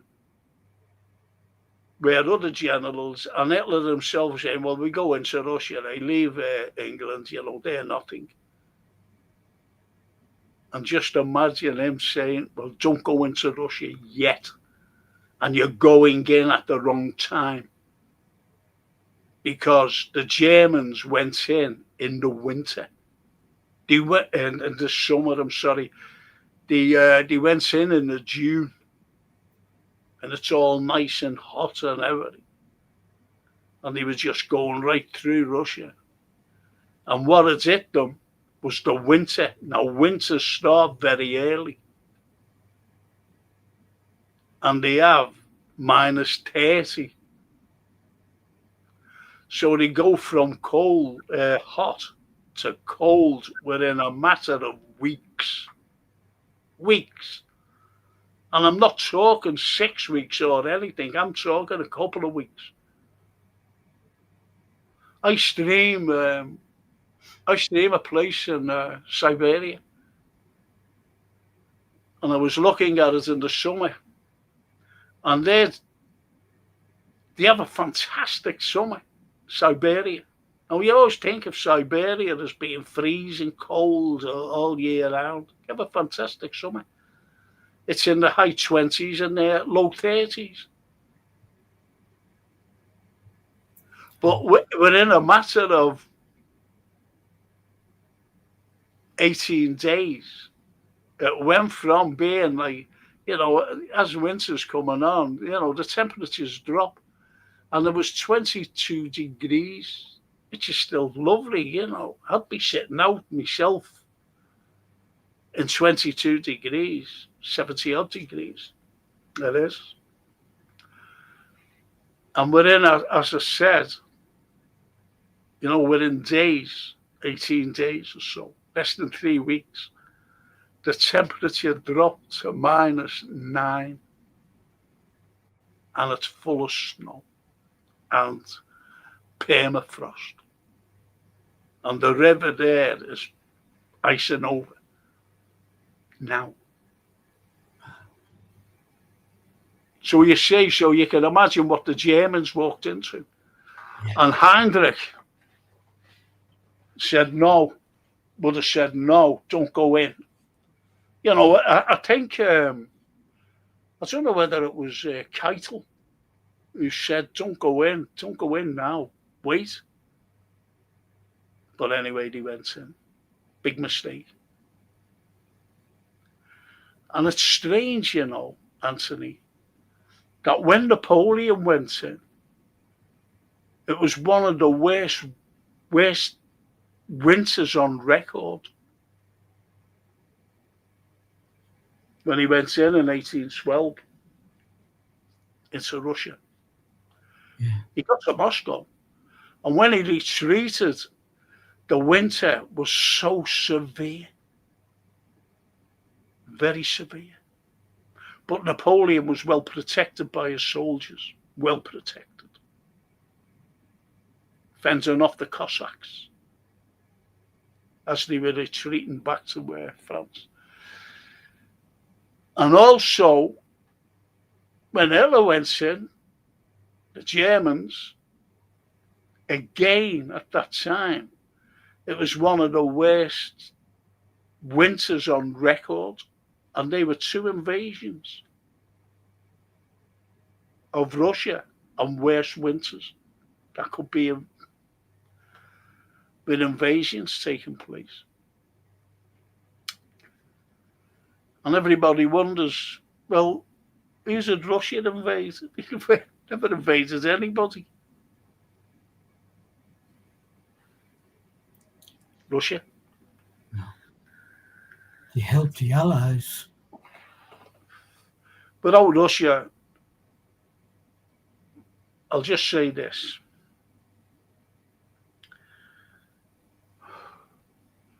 "20% of the German army, 20, that's all, was fighting the Allies. 80% of the might of the German army were fighting the Soviets. And who got to Berlin first? And it was the Soviets. Field Marshal Zhukov.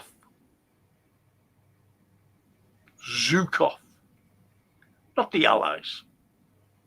The Allies was only fighting 30%, and it took them a year. But the Americans, unfortunately, stopped one of the greatest,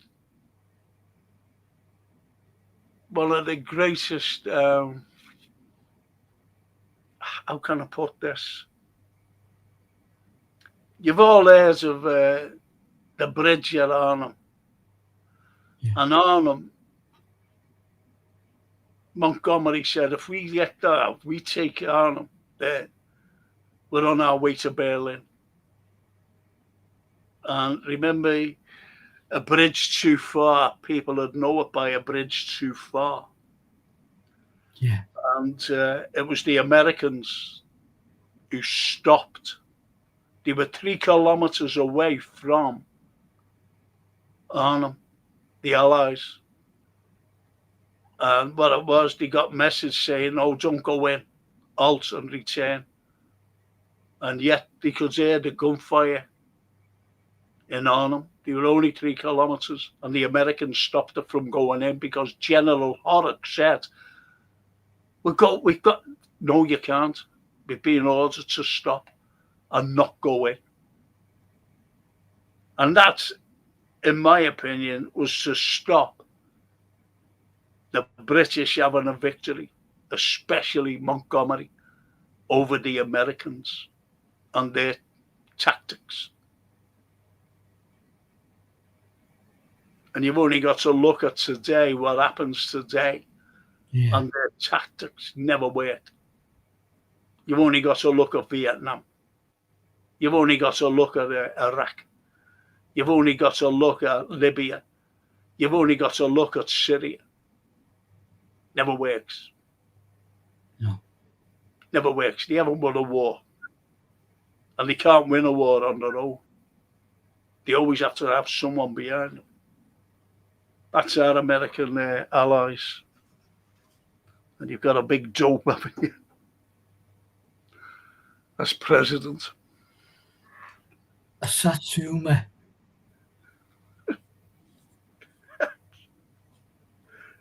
So what do you think of tonight? I really enjoy the ins and outs of these mysteries because they're never as straightforward as some of them are written up. And I'm looking forward to next week as well. Again, poignant, sad, angering as it is. These are the injustices of life which make us wise or wiser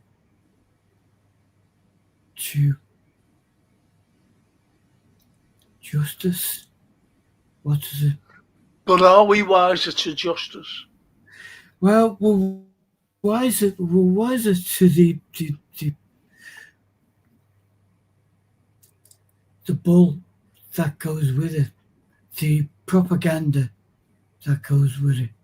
I like to think we can see through a bit more of that.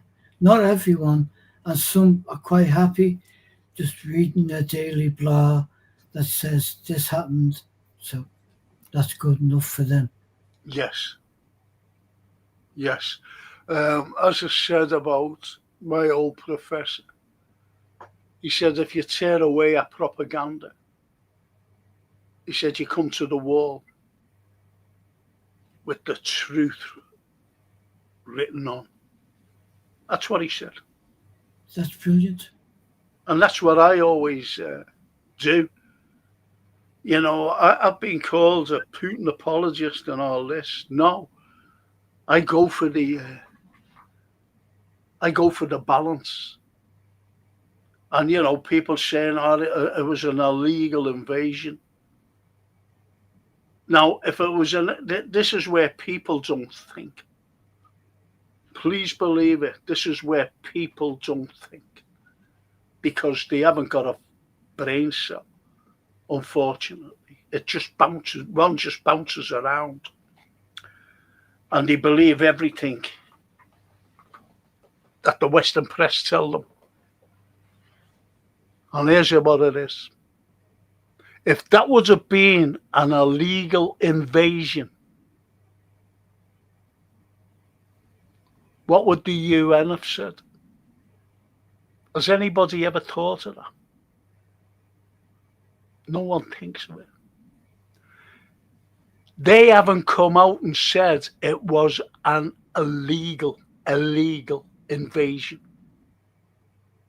because they went in to save Russian-speaking oblasts that were being shelled and massacred by the Kiev regime. And these are Ukrainians, you know.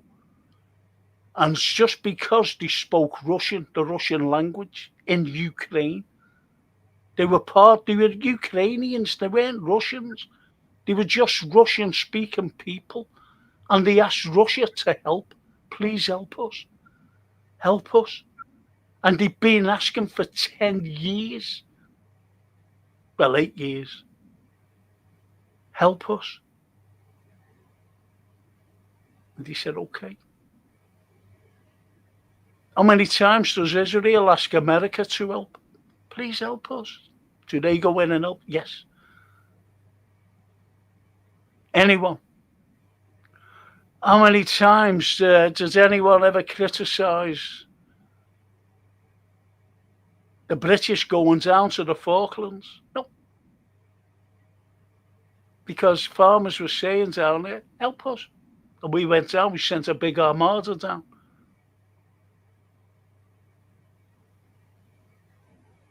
You see? Yeah. And what the Americans wanted to do in NATO, now don't forget, NATO is America. NATO is America. And they wanted to go right into Ukraine on the borders of Russia. That threatens their sovereignty. Because we all know that they wanted to go in anyway. They thought that they could defeat Russia. And the demise of Putin. You know, the people that turn against Putin, 80% of them support him. And people still think that they have no freedom. Of course they have freedom. Behave. You don't get any. Where's the freedom in the West? There's not one Russian reporter in the White House, down in London, in Paris, in Berlin, or anywhere in the West reporting. They're not allowed. Yet every reporter around the world, whether it's CNN or Fox or BBC or ITV or any bloody news outlets in France, Germany, and all throughout Europe, Italy, they're there listening to press conferences that Putin's given to stay, and they ask questions. But here in the West, no Russian is allowed. They've been banned. The journalists. Is that fair? No. Of course it's not fair. Of course it isn't fair. So where's all the propaganda coming from? If a Russian person, a journalist can't ask a question to Starmer, Macron, Merz, or any of them, Giorgia Maloney, or even that Mark Rutte, that idiot, they're all failed politicians in the EU, every one of them. And they're all unelected. And this Mark Rutte, head of NATO, absolute idiot. A failed politician in Belgium. Failed politician. They're all failures. They're all unelected. And they're telling us what to do. Well, America are telling them what to tell us. And it's so annoying. And I get called a propagandist for Russia. You know, there's balances there, but it's not a balance. It's an unbalance.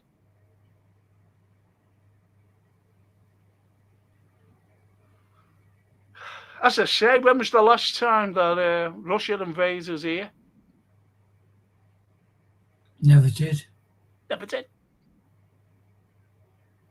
Simple as that. When was the last time the Chinese invaded here? China. Never did. There you go. There you go. It's shocking. It's shocking what happens. And what's happening with war.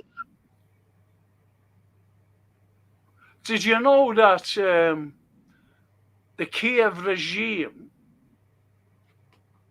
has been desecrating Russian Orthodox Christian churches and imprisoning parishioners and priests?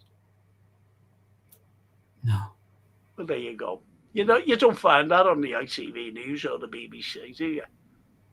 You don't read that in the Daily Mail.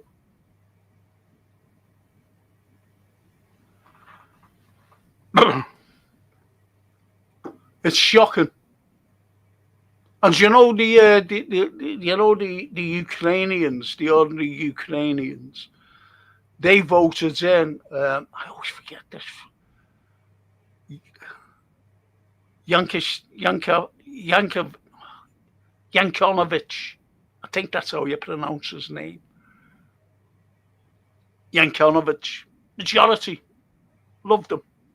Put him in. But the Americans didn't like that.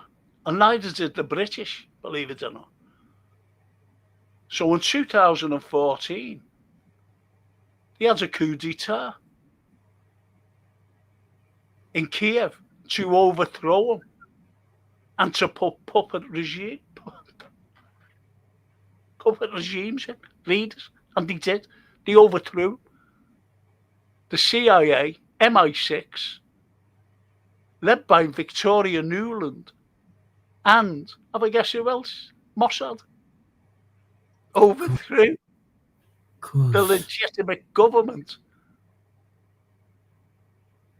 of Ukraine. And then they put in the puppets. Poroshenko. Put him in. Horrible man. Horrible man. And as soon as they went in, they started bombing the likes of these oblasts that were Russian-speaking people, and got rid of getting rid of all the Russian culture. That means the likes of Tchaikovsky, Tolstoy, Chekhov, all these wonderful people. They called them subhuman. Tchaikovsky, subhuman. Yeah, okay. Chekhov, subhuman. Yeah, okay. Solzhenitsyn, yeah, okay.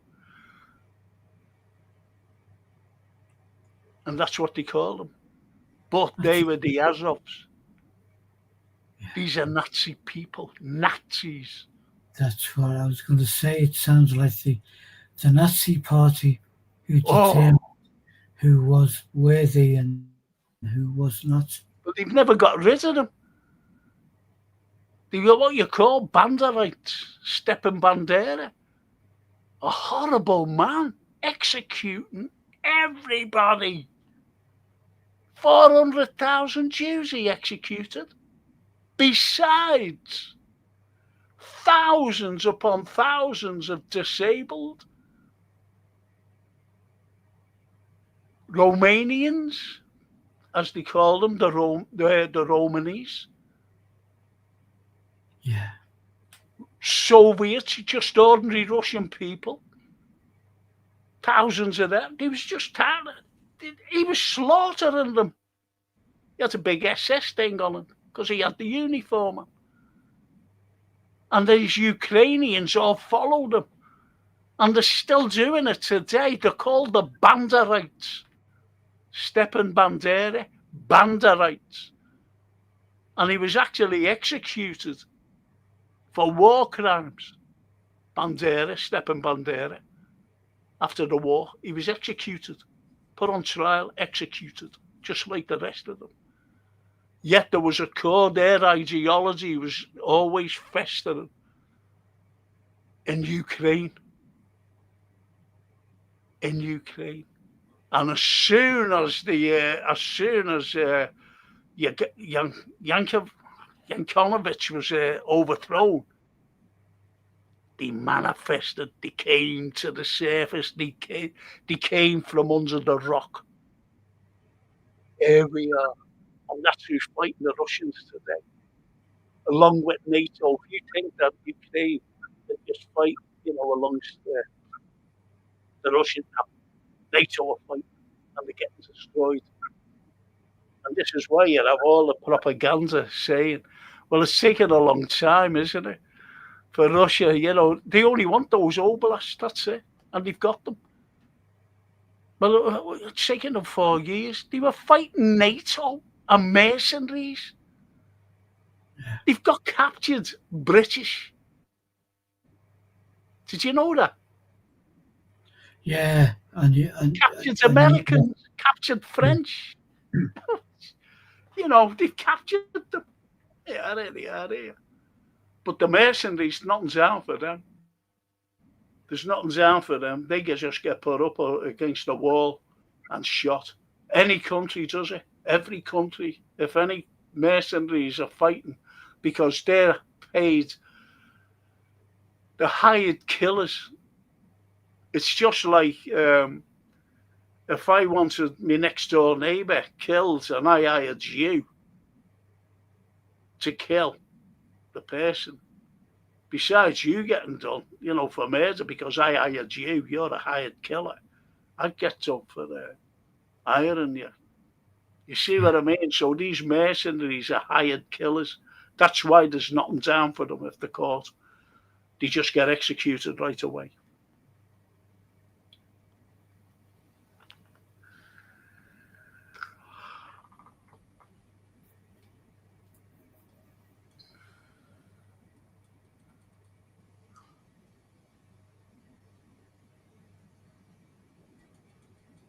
I'll be getting called for everything now.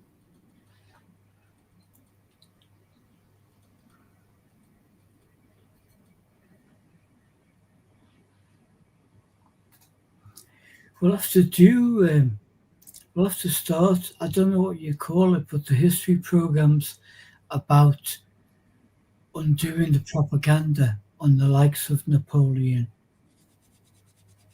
and onwards, even if we did half a show on them. Yeah, there's lots of propaganda that's gone on. And I tell you what else. Remember when I've said to you about Boudica? Yes. And, she's been crowned as the greatest. And there's a massive statue dedicated to her. Yeah. Down in London, where she's riding a chariot with a whip like this. Well, she wasn't the greatest queen at the time. There was a girl by the name of Cartamandua, and she was the best queen, well better than her, Boudica. Boudica had a, it's like today. Remember when we first started off and we spoke about General Haig? Yeah. Which we'll be talking about on Wednesday. And I said the veterans at the very first march past the cenotaph wouldn't acknowledge Haig. They wouldn't acknowledge him. They had their heads bowed. They didn't want to know. They wouldn't look in his direction as he stood there like this, salute. He sent thousands to the death, over the top. Yeah. So, you've got him. And this is just like Boudica. She sent loads to their deaths, loads of Iceni, because she was the leader of the Iceni. She sent them to the death. Queen Cartamandua said, no, we'll trade. We'll trade with the Romans. She wasn't scared of them or nothing.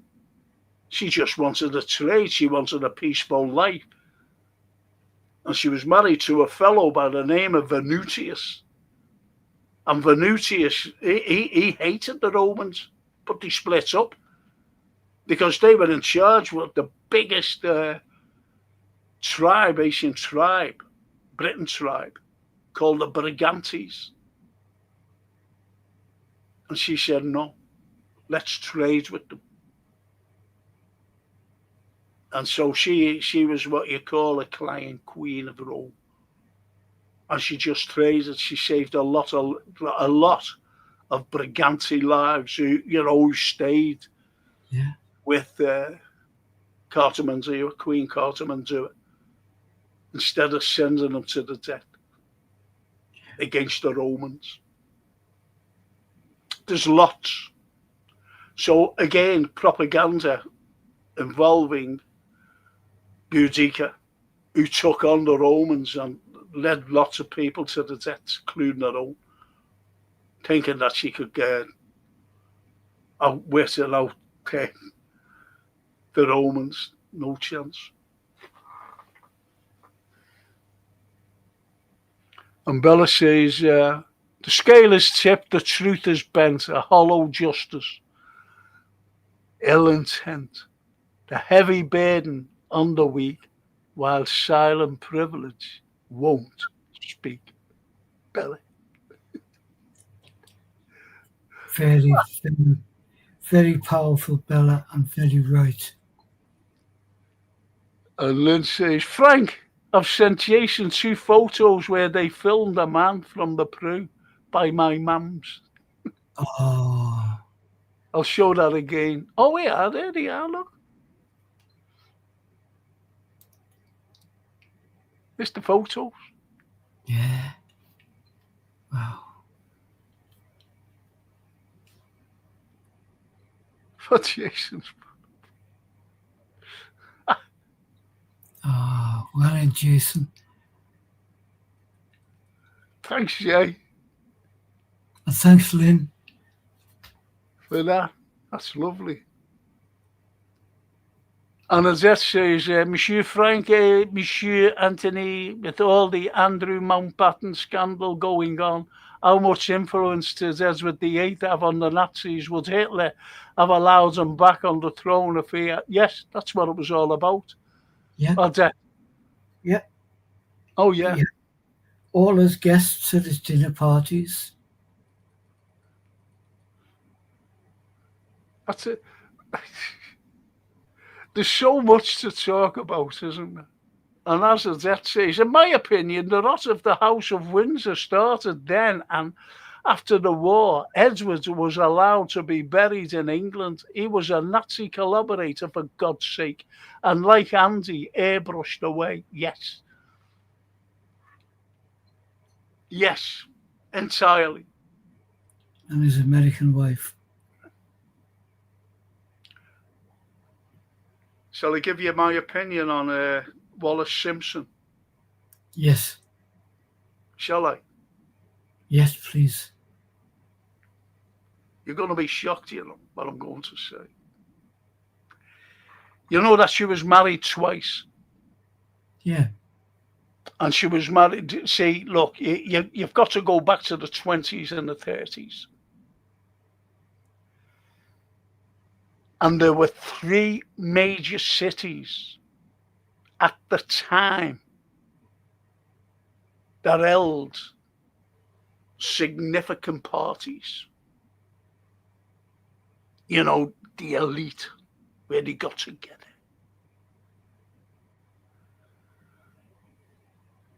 London, Paris, New York. And these parties, could you imagine them in the 20s and in the 30s? And how they were. Have you ever seen The Great Gatsby? yeah, but a long, long, long time ago. No, it's okay. You've seen it, haven't you? Yeah, And you can see the dress and Yeah. the cars. And when you watch old films, you see these. There was a film with, I forget what it was called. John Hurt was in it. And Greta Skarki. And it was based in Kenya. It was based in Kenya. Right? yeah, And it was the British in Kenya. And war just started. Charles Dance was in it as well. He was one of the leading characters and leading actors in this particular film. I forget what it was called, unfortunately.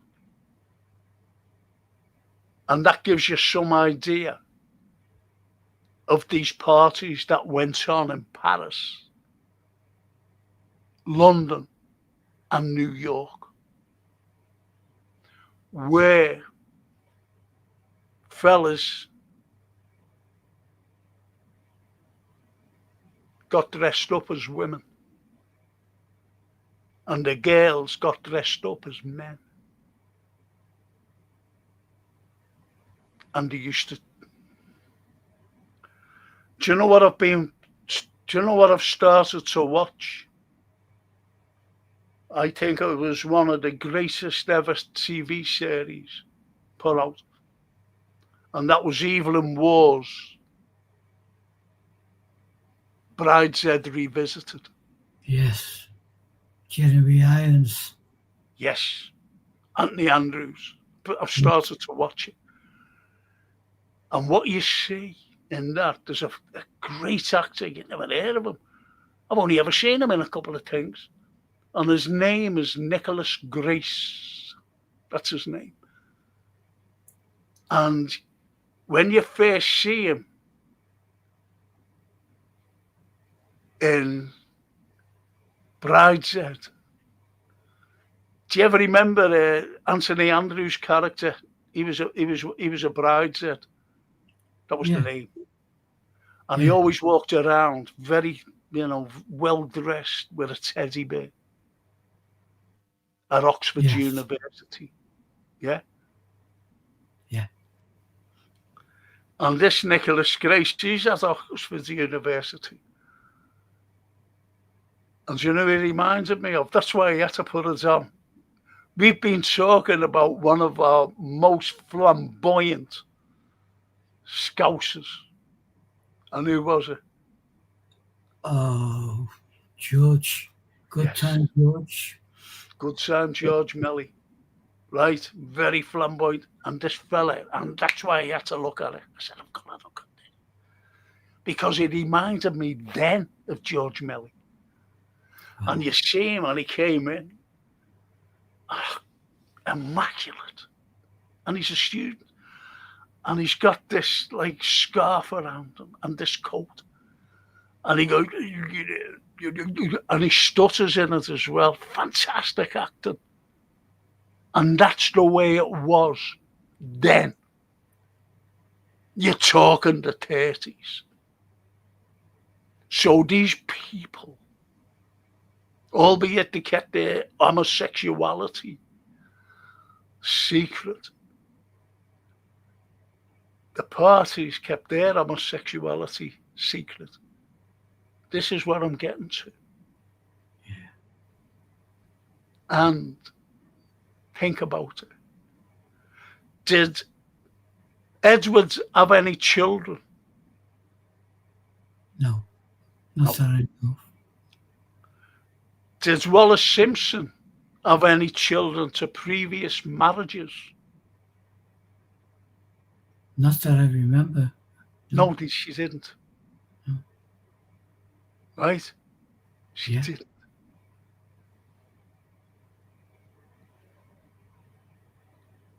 I'll tell you for why. Her two husbands, what kind of sexuality was Edward? What category would you put him in?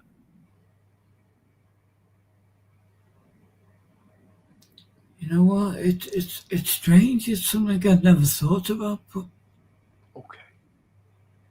Now, don't forget the parties. And he used to get dressed up as a woman. Not being funny, Anthony. Would you get dressed up as a woman? well, There you go. Was I? wanted to frighten the life out of everyone in the room. No. Well, I put my dress away ages ago. I know. I found it and tried it on, but it didn't fit. So It's not because of like today, because people do. You've got these transgenders, you've got fellas walking around and dresses in the street, right? this Well, is go on. this is the club, isn't it? That people like Oscar Wilde found themselves in the middle of. Yeah. Yeah. Invited in, come join us. Well, you've got just let me finish here now. Yeah. You've got these groups of people, and they went to these, at like stately homes, they had these parties where men got dressed up as women and women got dressed up as men. Wallace Simpson's two previous husbands were profound homosexuals. What does that tell you? Well, that Wallace possibly was a male. Yes. Because when you look at her, she had nothing. And she used to have makeup on. The head.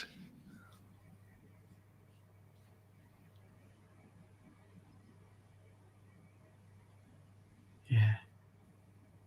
I'm telling you now.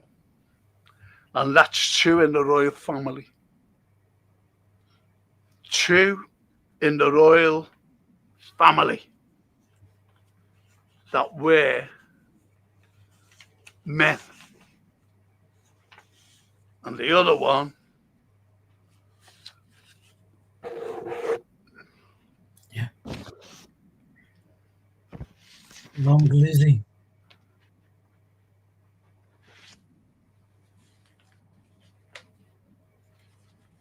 how about that then? Yeah. And that's me for the night and you for the night. Life is stranger than fiction. Life is stranger than fiction. I'll just go on here.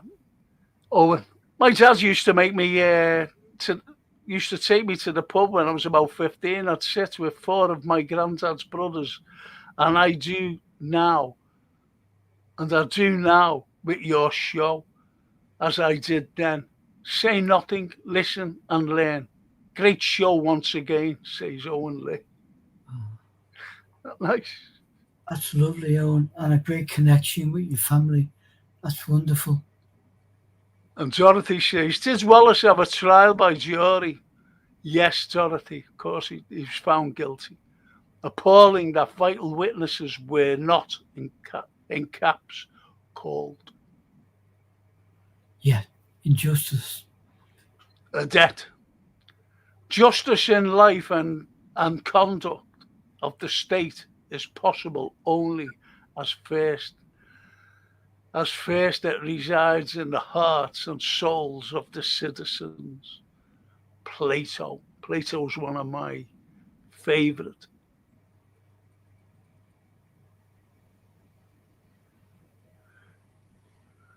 If you know the truth, you're free. That's a little Plato thing, is it? If you know the truth, or if you believe in the truth, you're free. And I'm glad at that because I think I'm free. The vlogs. Hello, Frank and Anthony. Hope you're in work. Just heard you mentioned the Romans. I went to metal detecting yesterday in Newton near Chester and found my first ever Roman fibula broke. Go away. What a wonderful find. Brilliant. Well in, vlogs. Yeah. And made up as all the blue and yellow enamel still on it. We'll send that to Liverpool Museum. That's wonderful. But if you can send it there, it might be exhibited. They've got loads of Roman stuff that's not exhibited for some reason. Believe me, vlogs. 16 years doing this hobby, I never found one, but that's brilliant. Well done. Well done. Yeah, absolutely. Toscana, White Mischief, yes, with Greta Skarki. Yes, White Mischief. Absolutely brilliant. Well done there, Toscana. I couldn't think of it. Merci, Monsieur Frank Anthony Echa. Thank you for your this evening. Thank you all for this evening. Looking forward to your shows later in the week. We have a lot to delve into. Hopefully, you get a result against Los Blancos tomorrow.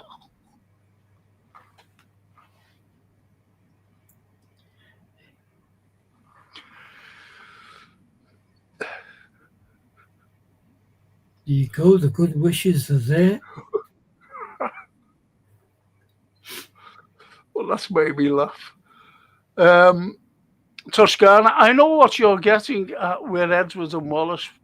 Hollywood fixer Scotty Bowers wrote a book on it, says Toscana. Grazie, Franco, Anthony, and chatters. Another interesting evening, but how am I going to sleep tonight? Anthony and Franco in frocks.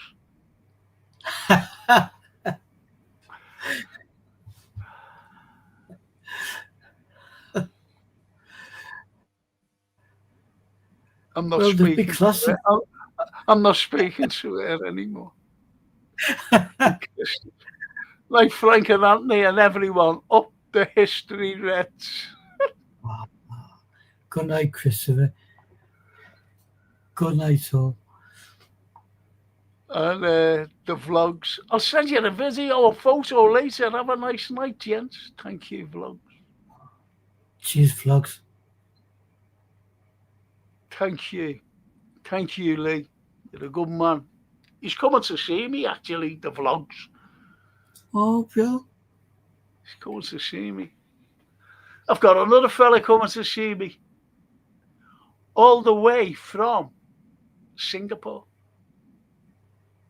He's been a friend for ages. And he's coming to Liverpool. Lovely. Lovely man. Lovely man. Brilliant.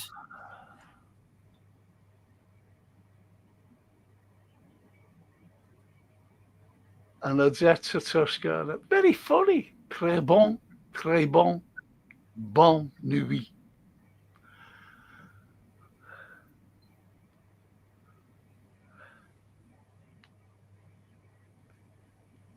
Right. On that wonderful note, Anthony, can I give you the ring right immediately? Yeah, of course. I'm going to make it. I'm not going to have anything to eat. I'm just going to make myself a cup of tea. I'll give you the bell. I'm sorry about today. Do you know why? Frank, it's no worry. You know, it's no worry. I mean, we got in touch with what we needed to do this morning, and I've just been painting all day, as the evidence shows. Is that why you wear that? Well, Is that why you wear your hoodie? that's why I wear it tonight. I mean, ordinarily the dress covers it, doesn't it? But we have. You should have put your penny on instead over your dress. Well, I've got to get back to it because I've got to deliver the picture tomorrow morning, 9 o'clock. Really? Yeah, to go with Wilford. Oh, yes. Yeah. Okay. Well, all right. So it'll only be a quick call anyway. Can you tell the people what we're going to do on Wednesday? On Wednesday, we are indeed still going to have the history of literature of sorts, but the concentration would be on our war poets, I think. Yes, of course it is. And of course, we'll meander into other things as we could not stop even if we wanted.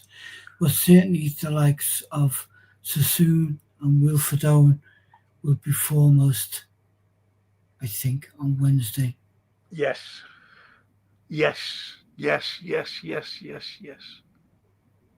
And there'll be some poems read out.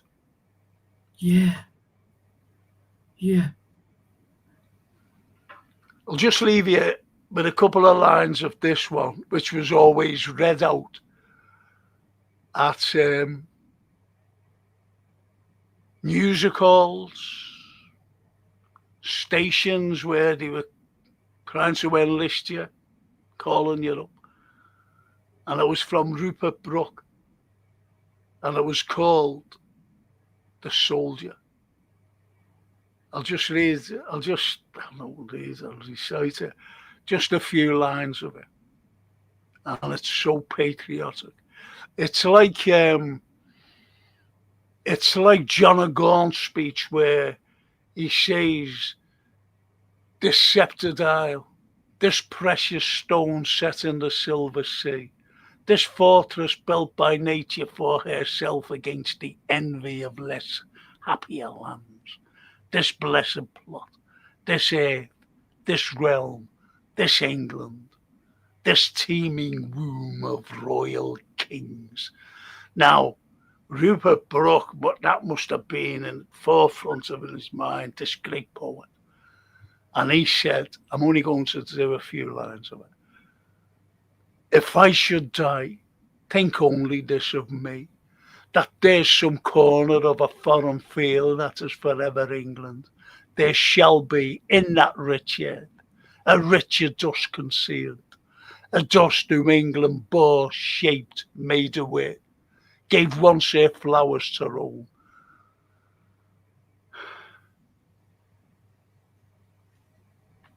And that's what we'll be talking about. From patriotism to the hard-hitting reality. Bent double like old beggars under sacks, knock-kneed, coughing like hags, we cursed through sludge till on the haunting flares we turned our backs. Hard-hitting ones.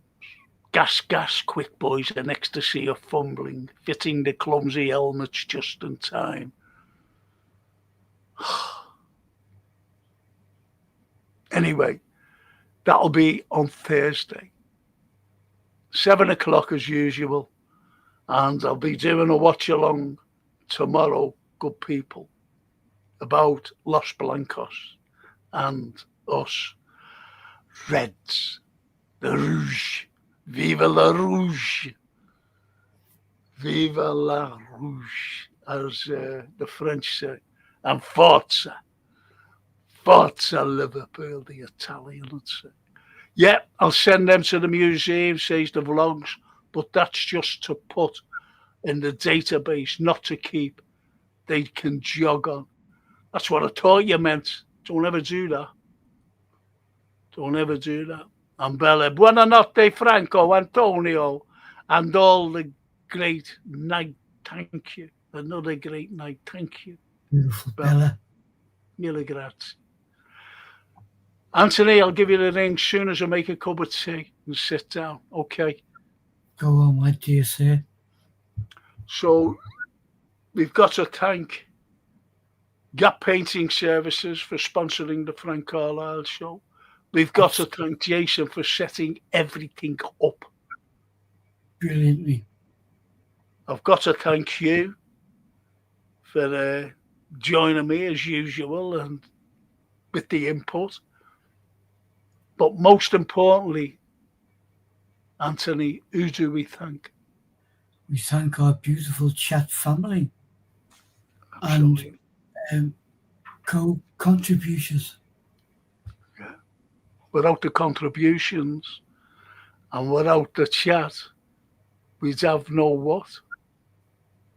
We'd have no show. Exactly. Just you and me on a park bench. With a bottle of grouse. Not 2 cups of tea and a bag of chips. Package. All right, so I'll speak to you later on. All right, Frank. See you. Thank you, people. Thank you so much. Thank you. Yeah. Great Indeed. comments. Good night, all. Good night. Ciao.